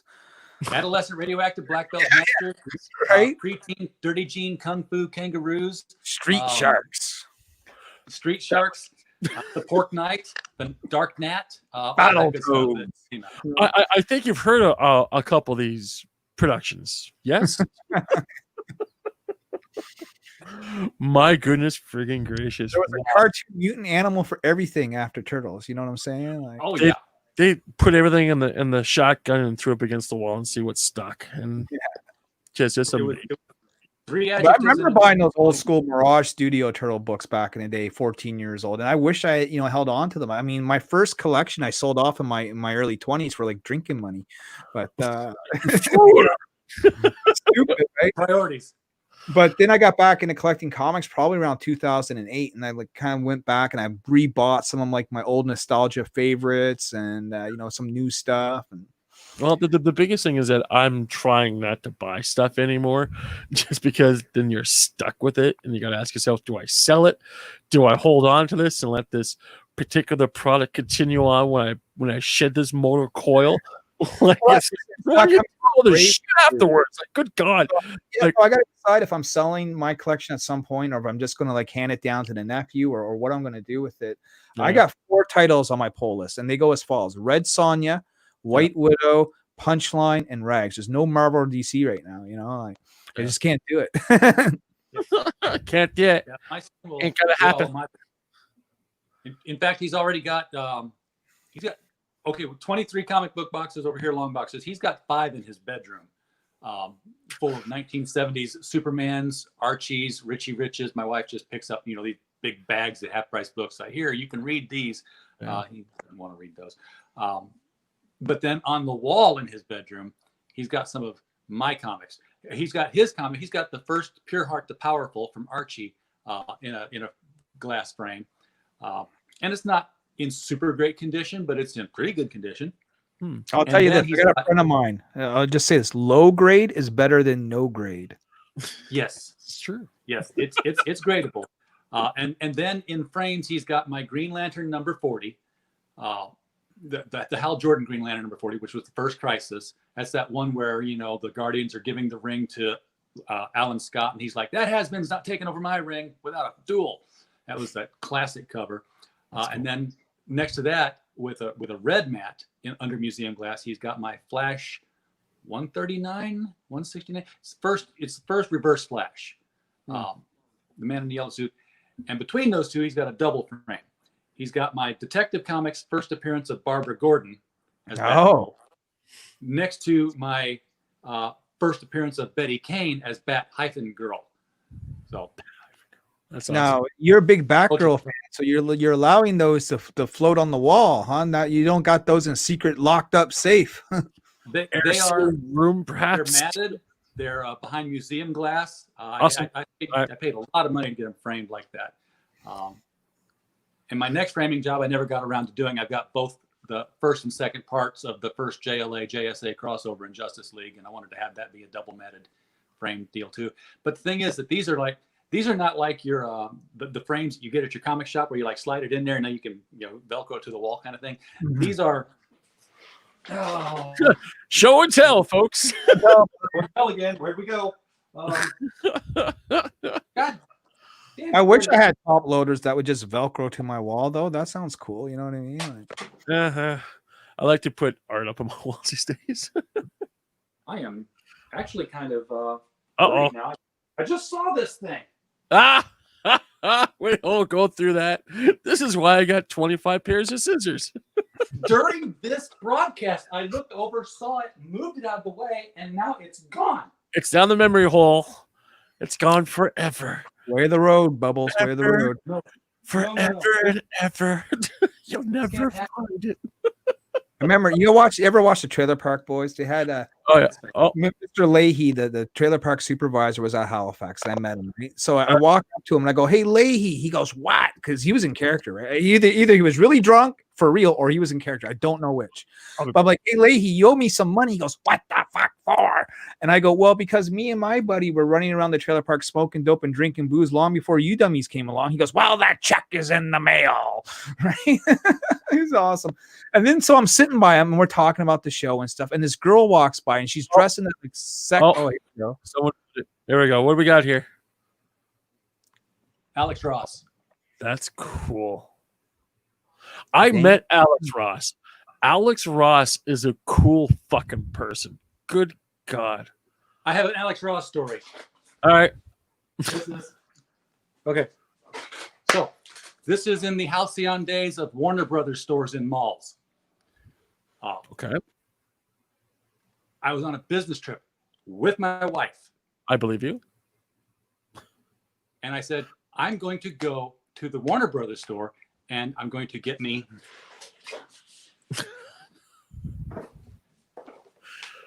Watch, you're like, I can't find it. No, he's got it. this. Ta-da! What is that? Oh, okay. Cool. This is a plate. All right. With the Teen Titans by Alex Ross. Eat off of And that. we got there. Now, this was an outdoor mall. So Okay. the entrance to the Warner Brothers store was outdoors, and it was raining. Okay. And she's made of sugar. Okay. Awesome. So we get to the mall, and she's like, I don't want to go in. It is raining too hard. I'm like, fine. We'll go back to the hotel. We'll come back tomorrow. We came back the next day. It was not raining. I walked into the Warner Brothers store. I said, I want to help me find the Teen Titans Alex Ross plate. Yes, sir. What's your name? Oh, well, my name's RJ Carver. What's your name? I said, well, we'll be right back. We can't find your plate, sir. I'm like, well, I didn't order the plate. I just want to buy the plate. Like, oh, we're so sorry. We thought you were in here yesterday when Alex was in here signing things. No. So was the wife in trouble?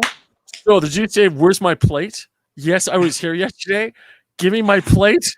Just grab- No.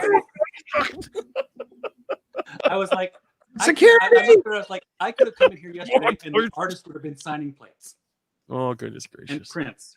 Now the thing is, I would have bought a lot more, and because of that, she let me walk out of there with this that same day. So Oh, see, that's what I need. I need a woman that doesn't care about this stuff. That'd be great. Like, You got to be careful with that because you might find a woman that also cares for that type of stuff. I mean, I got statues here to last a lifetime, man. My God, I never got into that type of stuff. That's just me, though. it was kind of weird because she would Benches instead. she'd get upset about the like super sexy covers, like I got or even the material. Like I got the bust Banks for DC Comics characters, and I've got the Wonder Woman one. She's like, why are her boobs each one is bigger than her head? I'm like, because she's Wonder Woman. But at the same time, she'll go to the comic shop with me and come up with a stack of Michael Lensner covers from Dawn. I'm like, why are you handing me these? Like, I think they're done really well. I'm like, yeah, they are. Okay, if you're telling me to buy these, I'll be happy to.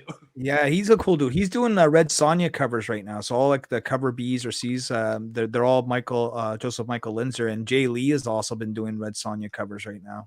That's awesome. You mentioned George Perez. He did a pinup in that upcoming Billy Tucci Miss Fury book.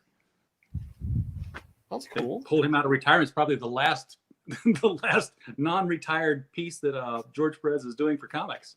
I know. The funny thing is, George Perez has gone to what's that convention? Niagara Falls Comic Con an awful lot. So the funny thing is that I'm hearing he's coming to an end with a lot of his appearances as well. So I don't know. I'm gonna move in that sooner or later type of thing. Oh yeah, something to share with you guys as well. So that was pretty cool. Oh God, I don't believe I'm breaking this up. Ugh. Prior to doing illustration, oh God, get this one ripping it. Come on, stupid. I think you can do it this way. These are little sculptures I used to do from back in the day. So there we go. So I did that. This look at here. So where are the actual sculptures at now? Well, this is the funny thing. As I had all this great talent, I was still experimenting with the medium. And the funny thing is, when you're dealing with clay, it literally falls apart after a while. So the thing is that this is like a snake eyes thing I did. Initially, I thought they were like minis, like D&D miniatures. But yeah. No, the thing is, I got this crazy pool of talent I draw from.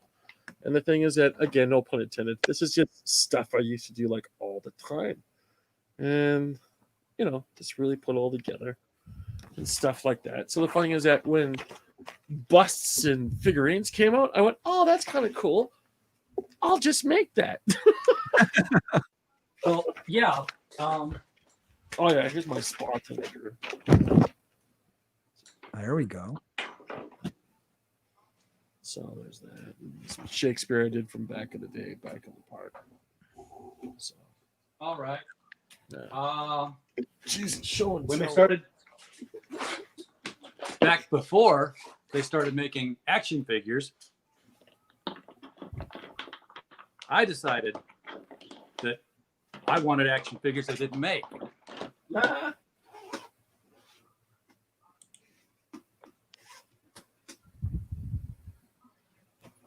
Oh, what do we got here?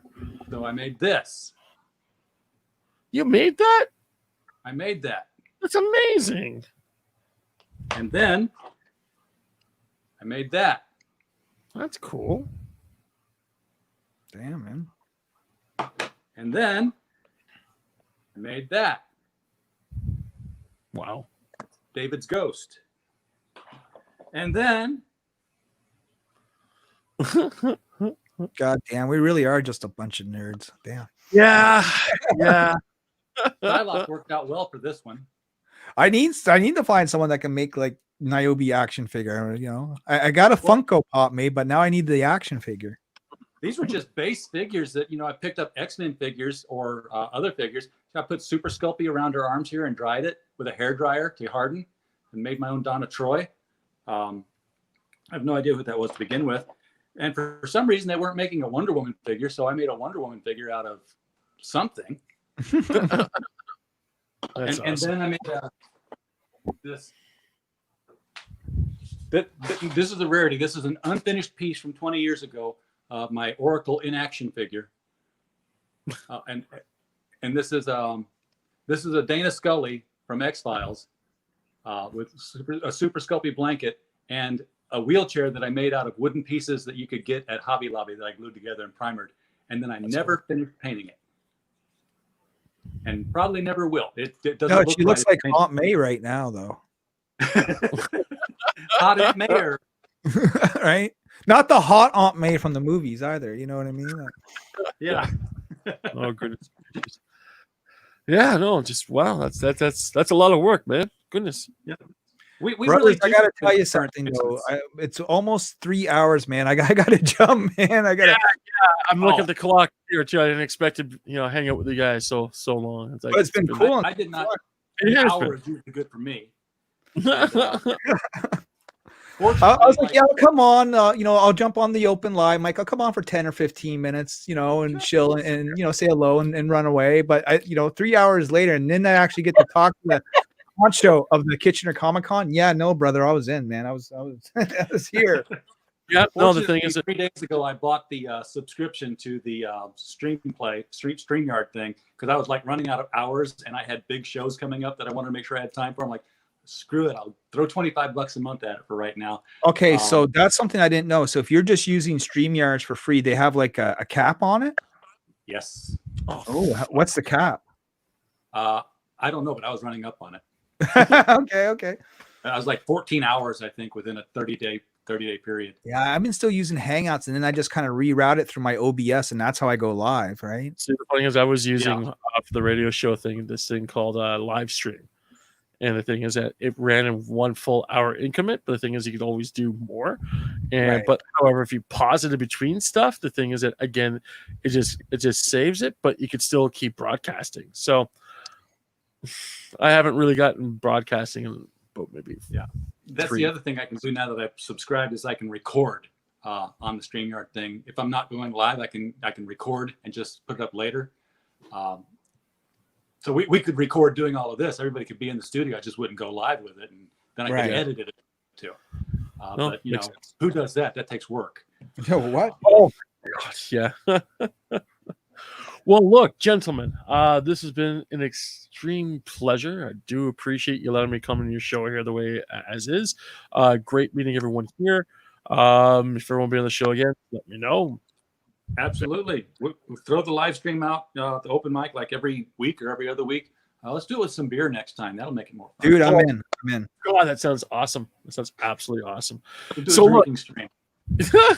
So look, guys, I'm gonna get going myself because I am absolutely on Saturdays over at Crumb's channel.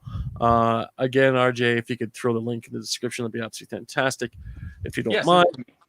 And I'll send it to you, no problem, guys. And this one stream we got coming up this weekend, we're just gonna kick back, play some games, hang out, and just chillax. Sounds cool. Drink some whiskey. Whiskey. Okay, I'm definitely in. Awesome. For me, man, it's just Niobe Comics on Indiegogo right now. We're doing the birthright. We got 9 days left. Guys, jump in, see if there's something you like. If there is, maybe consider backing. Other than that, you can find me on Niobe Comic on Twitter and Rebel Gaming on YouTube, where I just hang out with a bunch of boys and we play games. It's like, what if you were hanging out with your boys, playing the N64, just passing some beer around and playing video games? That's what we're kind of like. We just go with the flow. You know what I'm saying? Yeah. All right. Well, it's been fun geeking out with you guys. Yeah, it's been an absolute pleasure. Thank you very much for having me on. I do appreciate it.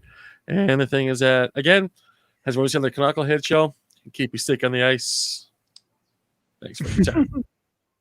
Excelsior.